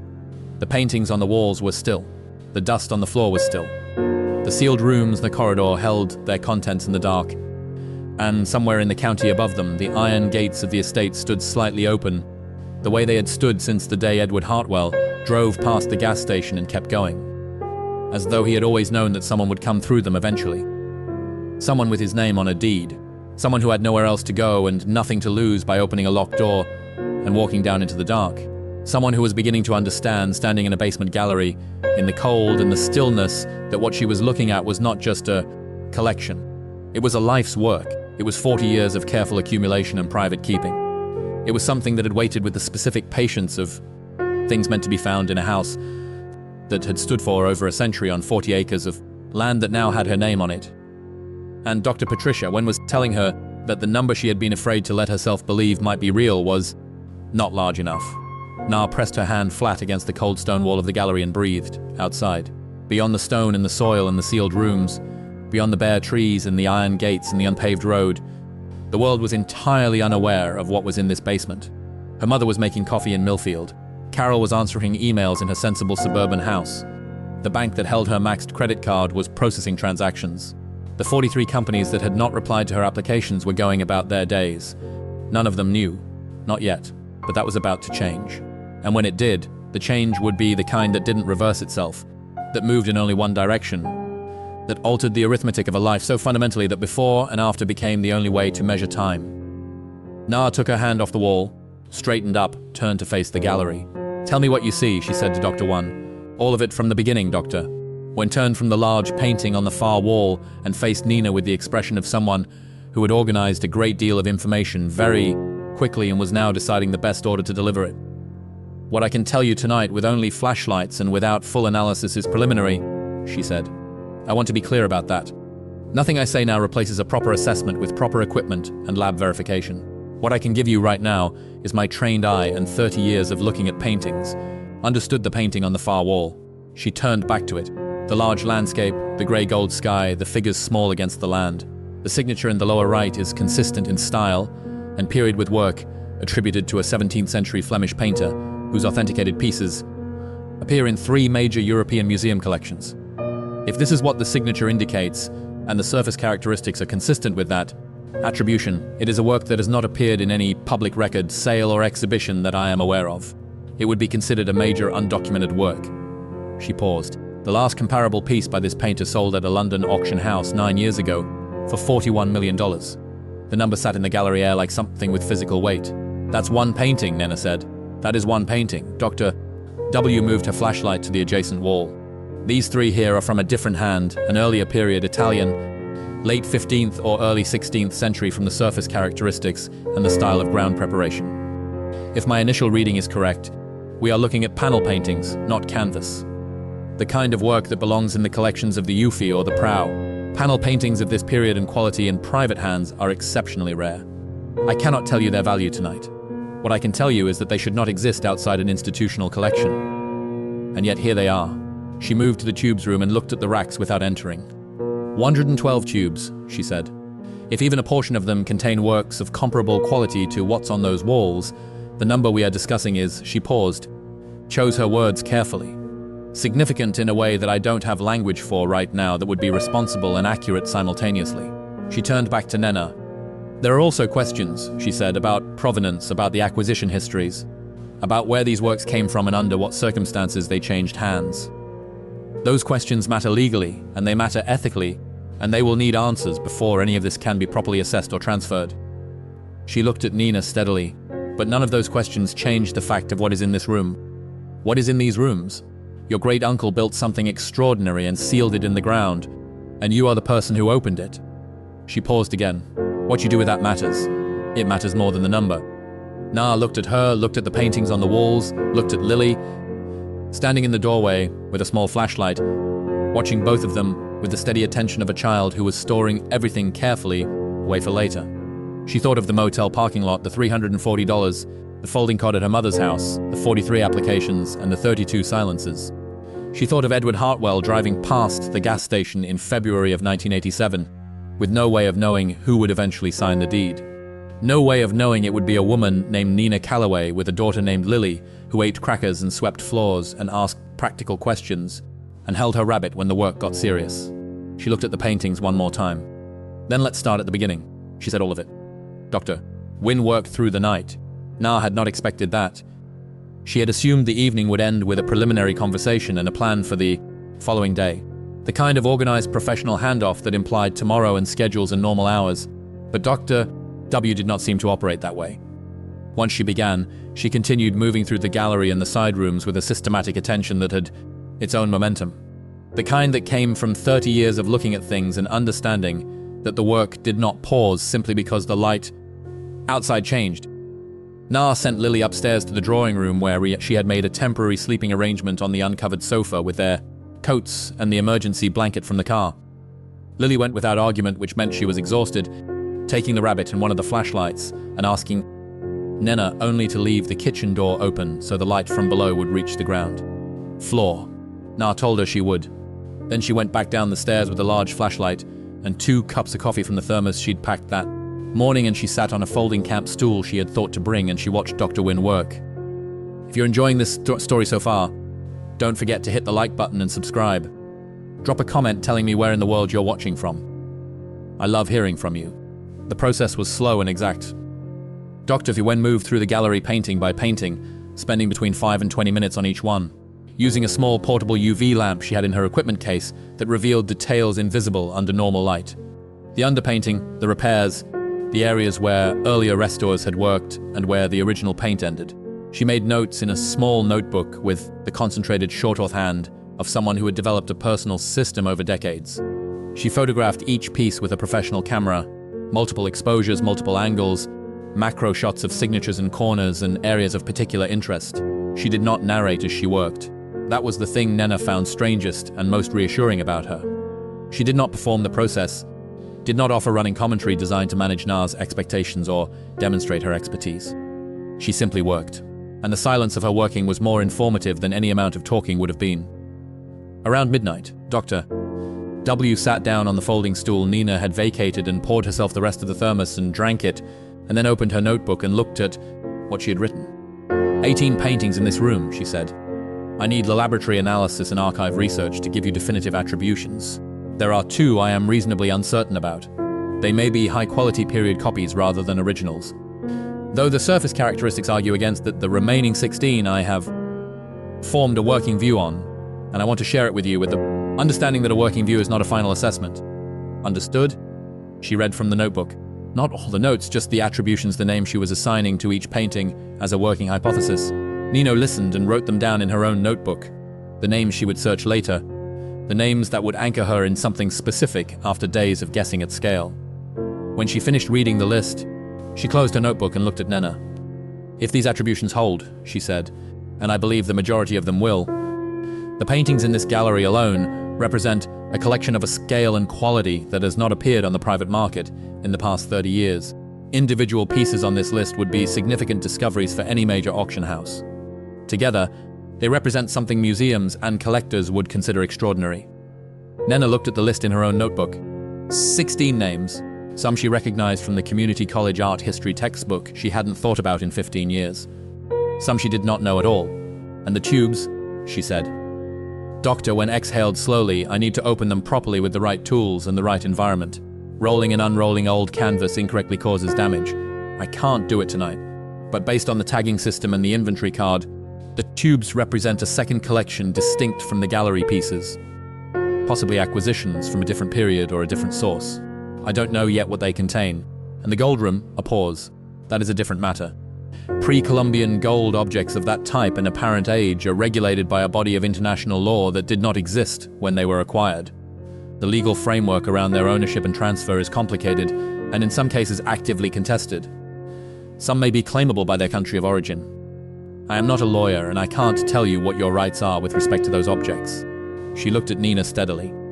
What I can tell you is that they are extraordinary, and that they require careful handling both physically and legally. Nina wrote that down too. She and Dr. Wen left the basement at 2 in the morning, and Nina locked the kitchen door behind them with the key on the iron ring and checked the lock twice. They drove back to Greaves in their separate cars. Lily asleep across the back seat of the Civic, the rabbit tucked under her arm. The call started 3 days later. Dr. W had been efficient. She had returned to the university and made inquiries with the particular care of an academic who understood that the wrong word in the wrong ear could set things moving in directions that were hard to redirect. She had reached out to 2 colleagues, a conservation specialist from a museum in Philadelphia and an authentication expert she had worked with before on a Providence case. She had asked them to come quietly on a preliminary basis, which was academic language, for please, don't tell anyone yet. They came on a Thursday, both of them driving separately. The conservation specialist was a tall woman named Grace who carried equipment cases with the practiced ease of someone who moved fragile things for a living. The authentication expert was a compact man in his 50s named Thomas, who spoke sparingly and looked at surfaces for very long periods of time without saying anything, which Nena was beginning to understand was a quality shared by people who spent their careers reading objects rather than people. They worked through the basement over 2 full days in pairs with the generator. Na had finally rented running extension cords to portable that changed the quality of the basement completely. The room's visible now in warm, even brightness rather than the partial truths of flashlights. Na watched a great deal and asked careful questions and wrote down the answers. Lily had taken to sitting at the kitchen, worked upstairs with books from the library, reading in the thin winter light from the cleaned windows, coming down occasionally to bring everyone crackers and to ask questions of her own that the experts answered with the particular seriousness they reserved for people who asked things plainly and waited for real answers. On the second day, Thomas opened the first 30 tubes. He did it with Grace beside him, and both of them in cotton gloves, using a humidifier to slightly raise the moisture in the air of the tube room. Before beginning, working slowly and without rushing, unrolling each canvas just enough to assess it, and then rolling it carefully back and recapping the tube. He read each tag number aloud, and Grace recorded them, and Dr. W cross-referenced them against the inventory card. Na sat on the camp stool in the doorway and watched. The tubes, as they were opened one by one, contained drawings and smaller paintings, some on paper and some on canvas, some of them studies and preparatory sketches, some of them finished works on a smaller scale than the gallery paintings.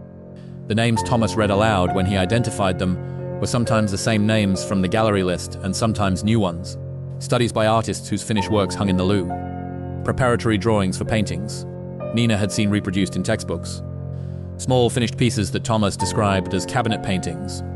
The kind of intimate work that wealthy collectors had commissioned in the 17th century for private rooms meant to be held and examined up close rather than hung at a distance.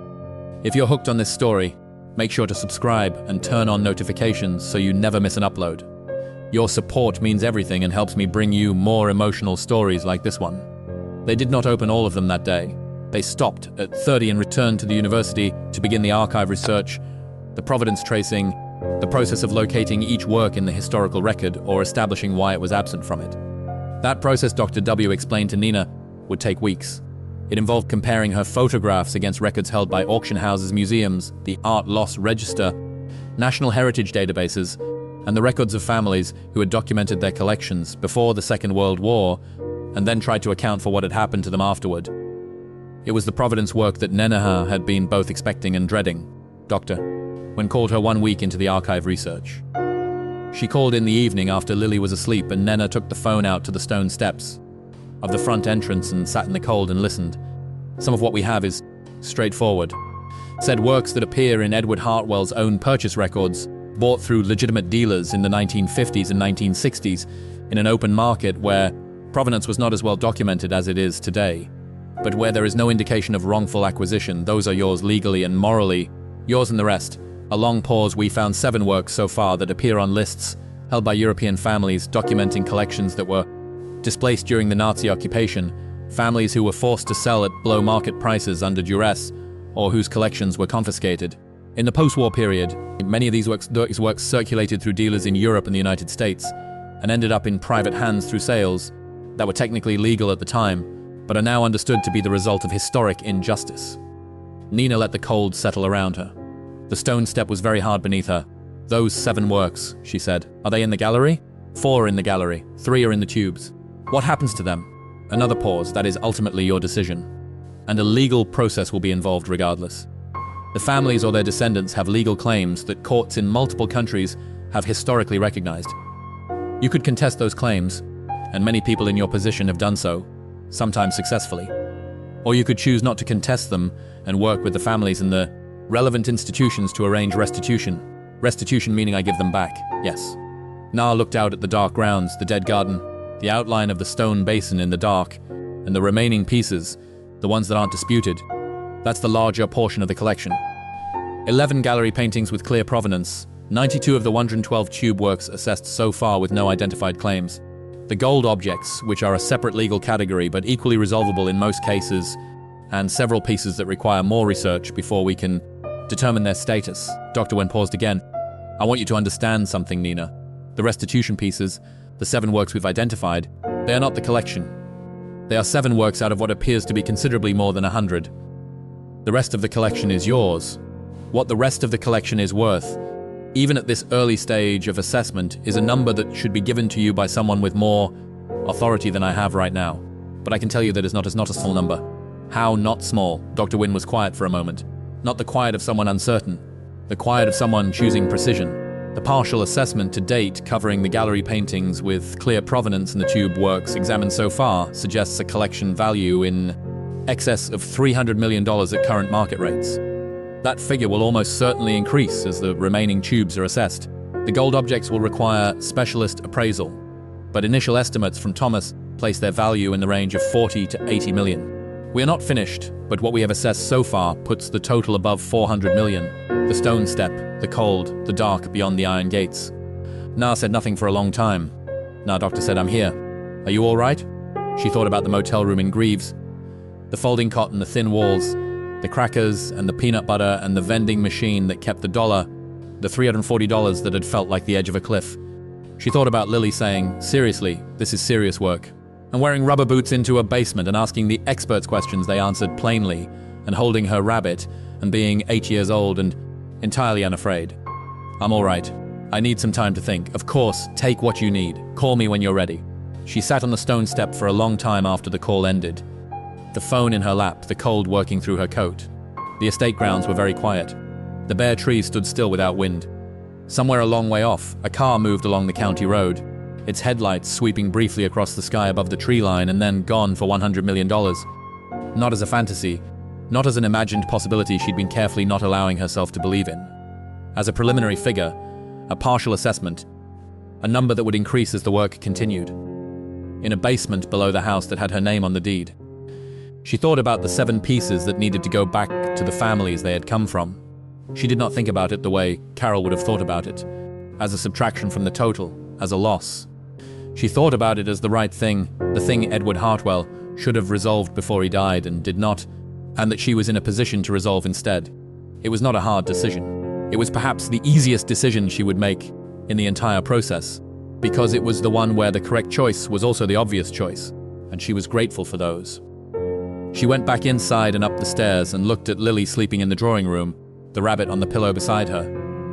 And she stood in the doorway for a minute in the dark, watching her daughter breathe. Then she went to the kitchen and made the call she had been putting off making. Carol answered on the second ring, which meant she had been waiting for it. The preliminary estimate is over 400 million. Nah said without preamble. Silence, a very complete silence. Carol, I heard you. A sound that might have been Carol sitting down the creak of a chair. $400 million. Preliminary. The assessment isn't finished. $400 million in a basement. In a basement. Another silence. Then very quietly. Nah, I'm sorry for what specifically? For making you feel like this was another bad decision. For treating unfamiliar as the same thing as wrong. A pause. I was scared for you. You have Lily and you had nothing, and I was scared, but I said it in ways that were not kind, and I'm sorry for that. Nah thought about the phone call from the motel parking lot. Carol's patient, measured voice explaining all the ways this could fail. The $60, Susan, Tennessee sinkhole story, the gentle insistence that practical was always better than hopeful. You were trying to protect me, Nah said. I know that protecting you and believing in you are not the same thing, and I should have managed both. A breath. What are you going to do? I need to talk to lawyers about the estate, about the collection, about what the process looks like for something like this. And there are 7 pieces that need to go back to families they were taken from. That's the first thing. You're giving them back. Yes, without a fight, Carol. They were taken from people who were being persecuted. There's nothing to fight about. A long pause. Okay. And she said it differently than she'd said it before. Not with the brisk efficiency of someone filing information away, but with something underneath it that sounded like genuine awe. Okay. Nah called her mother the next morning. She had thought about how to say it and decided that there was no way to say it that would not require Diane to sit down and then sit quietly for a while. So she said it directly and waited. Diane said nothing for so long that Nena checked the phone screen to see if the call had dropped. Mama? Nah said. I'm here. The particular tone of Diane's voice when she was processing something large, a tone Nah had not heard since her father died. The voice under the voice. I didn't know, Diane said, about that side of the family, about any of it. Neither did I. You always were the one who went toward things instead of away from them. She said it quietly, and it did not sound like criticism, which was the thing that surprised Nah most. It sounded like Diane was saying it to herself, like she was putting a name on something she had always known, but never formed into words. I'll come and see you soon, Nah said. Both of us. Lily wants to show you the garden. That girl, Diane said, and the warmth in it was so unexpected and so real that Nena had to press her eyes shut for a moment. Okay, come when you're ready.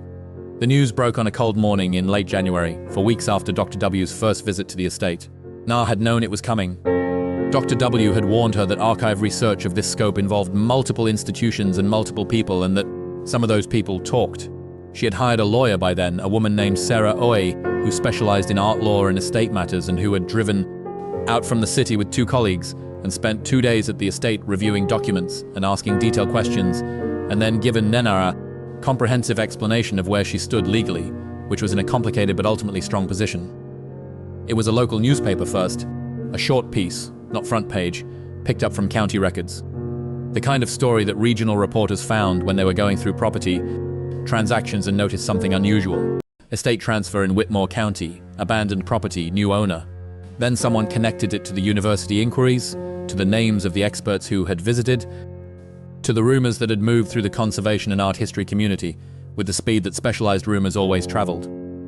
Within 3 days, the local piece had been picked up by a state paper. Within a week, it was national. Nah did not read most of it. She read enough to understand what was being said and to confirm that the information being reported was incomplete, which was expected, and that the tone was the one she had anticipated, which was the treasure story tone, the discovery narrative, the lucky woman, and the hidden fortune, and the phrases that made it sound like something that had happened to her, rather than something she had gone toward. She gave no interviews. Her lawyer had advised against it while the legal and authentication work was in progress, and Nina agreed, not because she wanted to manage her image, but because she genuinely had nothing to say yet that was fully true. She knew the shape of what she had. She did not yet know all of what it meant. But the people in her life heard about it, and that was its own kind of revelation. Her former landlord called to say he hoped there were no hard feelings about the eviction, which was such a specific kind of audacity that Nena sat with the phone at her ear for 3 seconds processing it, before she said simply that she hoped he had a good day and ended the call. The insurance company that had closed the regional office and ended her job sent a form letter about consulting, opportunities that Nena did not open. 3 of the 12 companies that had not replied to her job application sent emails. She did not reply to any of them. The motel man in Greaves called her cell number, which he'd taken when she first checked in. He said he heard the news and wanted her to know he was glad it worked out, and that his uncle had always said old Hartwell kept the most extraordinary things, and that he supposed the old man had been right. He did not ask for anything. He just said he was glad. Nar thanked him and meant it. The thing she had not anticipated was her neighbor from the old apartment building, Mrs. Patel, who sent a card in the mail.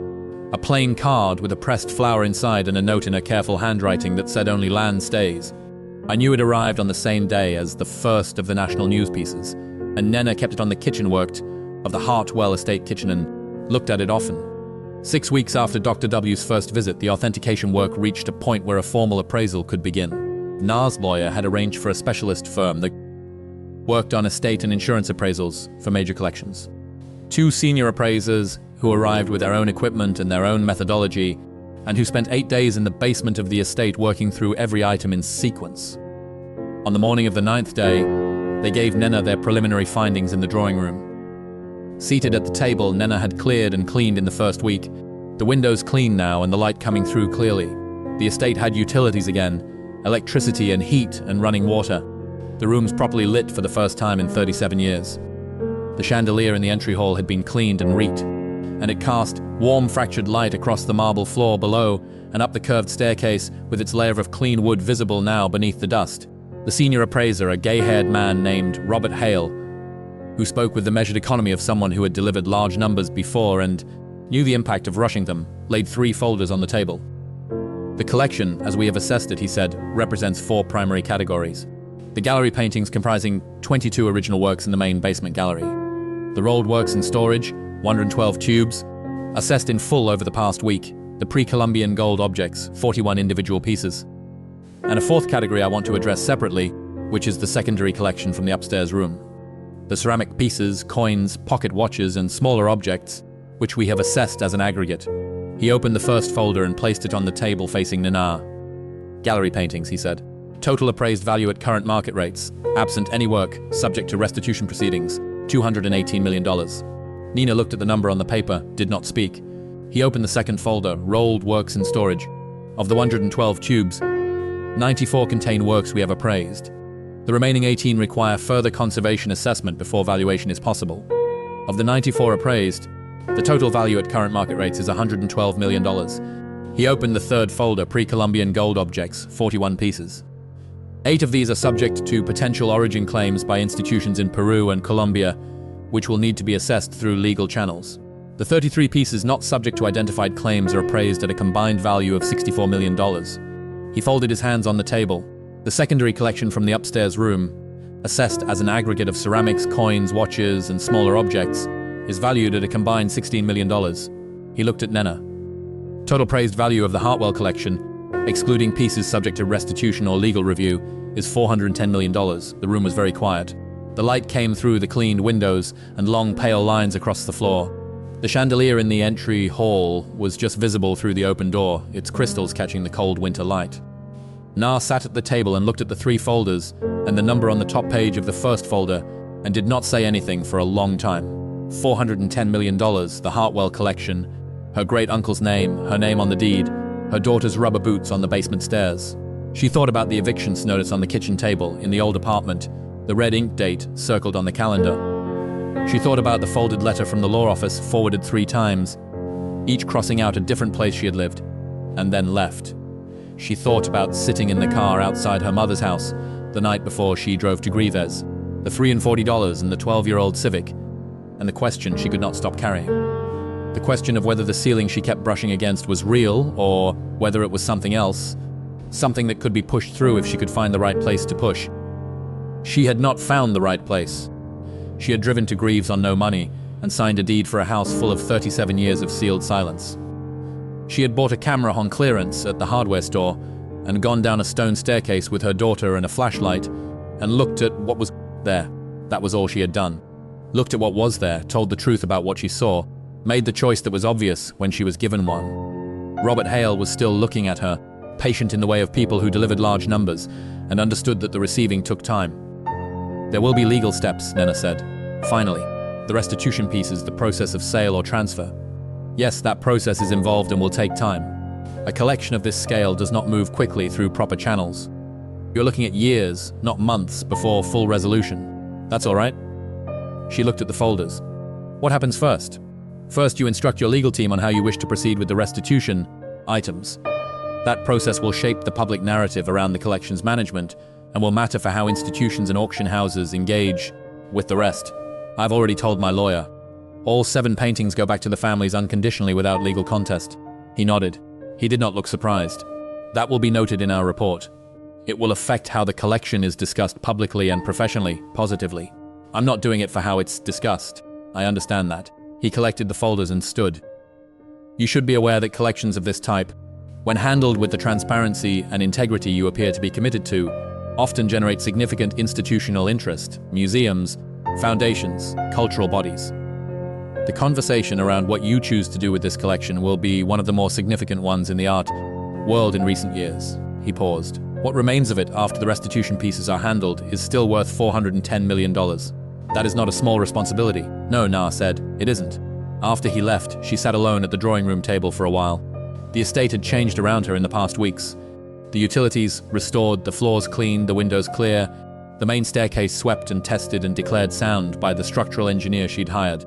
The library dusted, the books readable again in their proper order. The dining room table finally cleared, the china washed and stored. The kitchen functional for the first time in decades. The range replaced with a modern one. The copper pots cleaned of their oxidation and hanging from the ceiling rack again. It was not a home yet, not entirely. It was a house that was remembering how to be lived in. The way something woke slowly from the long stillness. But the proportions of it, the quality of the stonework and the height of the ceilings, and the way the light moved through the cleaned windows across the floors, all of it had been there waiting under the dust and the sealed silence for 37 years. It did not need to be created, it only needed to be allowed. She thought about where to live while the legal process worked through its stages. She thought about the 12 bedrooms and the 40 acres, and the stone cottage at the far end of the property that the lawyer had mentioned in his initial description, the groundskeeper's residence, which Nena had not yet seen. She thought about Lily's school, and whether Evicted had one, and whether a town that size had what an 8-year-old needed, and how far it was from the city where options were wider. She thought about Carol, who had apologized with more honesty than Nena had expected, who had said protecting you and believing in you are not the same thing. She thought about calling her to come out and see the estate. Not to prove something, but simply because Carol was her sister and would want to see it, and the conversation would be easier face-to-face in a house with working lights and heat. With the drawing room windows cleared and the garden visible beyond, she thought about her mother saying, "Come when you're ready," and meaning it in the quiet way. Diane meant the things she didn't know how to say plainly. She thought about Lily, who was at school in Evicted that morning at the small elementary school where Nena had enrolled her 2 weeks earlier. After it became clear they would be staying through the winter at minimum. Lily had made 2 friends already, had been asked to bring in something interesting for show and tell, and had spent an entire evening debating whether to bring one of the coins from the secondary collection before deciding that was too much. That instead she would bring a photograph of the chandelier in the entry hall because that was interesting enough without being overwhelming. That was Lily's phrase, interesting enough without being overwhelming. Na had written it in her notebook. On the day the first restitution was completed, Nena stood in a lawyer's office in the city with the Mendel family, 3 generations of them, the granddaughter and her 2 adult children and 1 teenager who was the same age the original owner had been when the painting was taken from his family in 1942. The granddaughter, a woman in her 70s named Ruth, held the authentication photographs and the Providence documentation and looked at them for a long time before looking at Nena. "We stopped expecting to see it," Ruth said. Her voice was steady, but her hands were not entirely. "My father talked about it his whole life. Where it had hung, what the light did to it in the afternoon, he died not knowing." "I'm sorry," Na said. "I'm sorry it took this long. You didn't take it. You returned it." Ruth looked at her with an expression that Nena found difficult to hold. "Too direct, too full. That is not nothing. That is not a small thing." The painting would be transferred from the estate to a museum that Ruth's family had arranged to receive it, where it would be displayed with the full history of its displacement and recovery documented in the label. There would be 5 more transfers like this one in the coming months, each involving families whose grandparents and great-grandparents had documented their collections before the war and spent the decades after trying to account for what had been lost. Some of those families had given up, some had not. All of them would now receive what Nena's lawyer had helped arrange. The financial cost of the restitutions was something Nena had not calculated and did not calculate. The 7 works were not hers to keep. The 410 million figure did not need to include them. In the months that followed, the legal process moved with the careful deliberateness that large things moved with. The collection was formally catalogued and documented. Select pieces were loaned to an exhibition organized by one of the institutions that had been involved in the appraisal. The first time many of the works had been seen publicly. The exhibition was reviewed in papers Nena did not follow and discussed by people in circles she was not part of, and the reviews in the discussions were consistently the same in one respect: that the Hartwell collection was among the most significant private collections to emerge in decades, and that its management by the heir was notable for the transparency and ethical commitment with which the restitution process had been handled. Nina read those pieces briefly, and then put her phone down and went to see how the work on the stone cottage was progressing. She had decided to live there. The main house was too large for 2 people and too significant to treat as simply a home, though it would be that too in some portion. The stone cottage at the far end of the property had 3 bedrooms and a working fireplace and a small garden of its own. And the contractor who was doing the renovation had told her it had better bones than a house 3 times its age. Nina liked that better bones. Lily liked the idea of walking across the estate grounds every day and back again, of the main house being the place they went rather than simply lived in, a distinction that appealed to her sense of the appropriate. She had strong feelings about the appropriate. She had decided that the library should be a real library available to people in the county who wanted to use it, which was the kind of idea that an 8-year-old could have without knowing it was both generous and logistically complex. Na had taken notes on it. She was good at taking notes on things Lily said and sitting with them until the practical shape of them emerged. The thing that Carol said to her months later on a warm afternoon in early spring, when Carol and her family drove out to see the estate for the first time, was the thing Mina carried with her longest. They were standing in the garden which was being restored by a landscape firm that specialized in historical gardens and had been working from photographs taken in the 1920s, when the estate was still occupied and the formal plantings were intact. The stone basin in the center had been cleared and restored and held water again. The rose arbor had been rebuilt along the west wall. The beds were edged and planted and beginning to show the first suggestions of what they would be by summer. Carol stood in the garden and looked at the house behind them, the 4 stories of grey stone, the towers, the complicated roof line against the spring sky, and then she looked at Na. I told myself I was being sensible, Carol said. Every time I pushed back, every time I said, be practical, be careful, think about this, I told myself I was protecting you. You were, Na said. But I was also scared. She looked at the garden. I think I was scared because I'd spent so long being sensible and practical and careful, and it had given me a solid, decent life, a good life. And I didn't want to believe that it might have also closed something off, that there were ways of going through the world I'd chosen not to try because they looked like risks. A pause. You went toward this when you had nothing. When everything said go back, wait, be careful. You went toward it. Anyway, I didn't have a better option, Na said. Yes, you did. Carol turned to look at her. You had my couch. You had Mom's spare room. You had safe and small and manageable. You chose this instead. She gestured at the house, the garden, the grounds. That wasn't luck, Nena. That was you. Na looked at the house. The windows clean, the light in them different now. Warm and inhabited rather than dark and sealed. Lily visible through the drawing room window. Sitting cross-legged on the floor with a book. The rabbit beside her. She thought about the iron ring of keys in her coat pocket, the one she still carried even though the estate had a full set of modern locks now, properly keyed and professionally fitted. The 3 original keys on the old iron ring. The first one that opened the front door. The second that turned the circuit panel in the basement corridor. The third that opened the locked room upstairs. She had carried them since the day Robert Allman pressed them into her hand across the folding table in his office above the dry goods store. She did not carry them because they were practically necessary. She carried them because they were the first thing that had been given to her freely, in a long time with no conditions and no strings, just a man handing over a ring of keys and telling her the property was hers.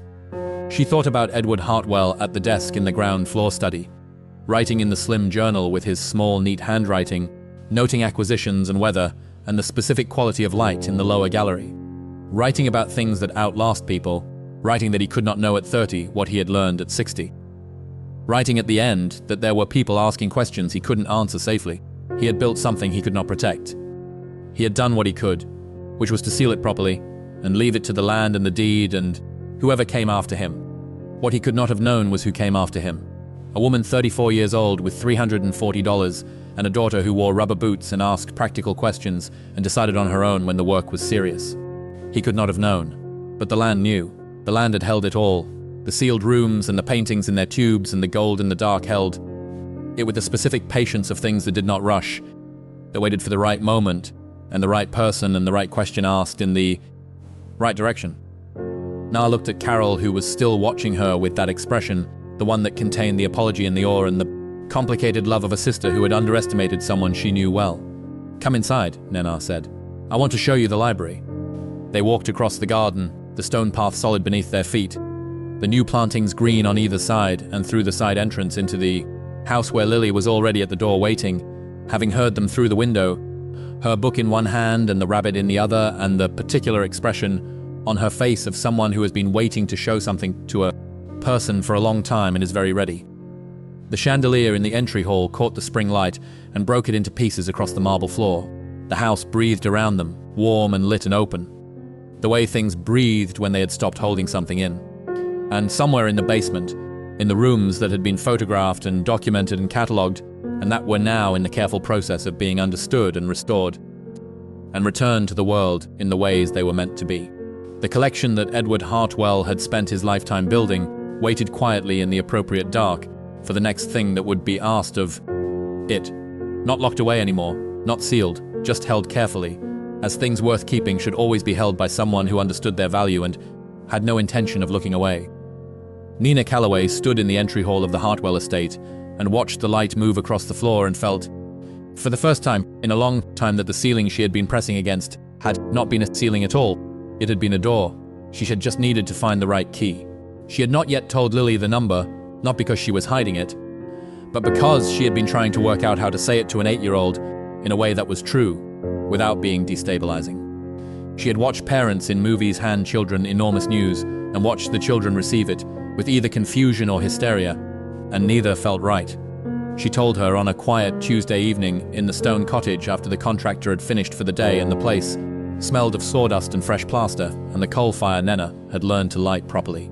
Lily was eating soup at the small kitchen table and the rabbit was on the bench beside her, and Na sat across from her and said simply that the appraisers had finished their work and she knew now what the collection was worth. "How much?" Lily asked. $410 million. Lily held her spoon over her soup for a moment. "Is that a lot?" "Yes, baby." Lily put the spoon down. She looked at the rabbit. She looked at her mother. "Are we rich now? We're going to be comfortable for a long time. We're going to be safe. But are we rich?" Na thought about how to answer that. "Yes," she said in ways we weren't before. Lily picked up her spoon again and ate a bite of soup. Then she said, "I knew it was going to be a lot. When we went in the tube room and I counted the tubes, I thought there are 112 things in here. And even if they were each only worth a little bit, that's still a lot. That's good arithmetic." "I was trying to be realistic," Lily said in the tone she used when she was being precise. "I didn't want to think it was more than it was and then be disappointed." Na looked at her daughter, across the small table in the cottage kitchen, the firelight and the sawdust smell and the soup cooling in both their bowls, and felt something she did not have an immediate word for. Not pride exactly, not relief exactly, but some specific compound of both that belonged only to parents watching their children be themselves in the particular way that was entirely their own. "We're going to be fine," Na said. "I know," Lily said. "We were going to be fine anyway." Which was, Nena thought, the truest thing either of them had said in a long time.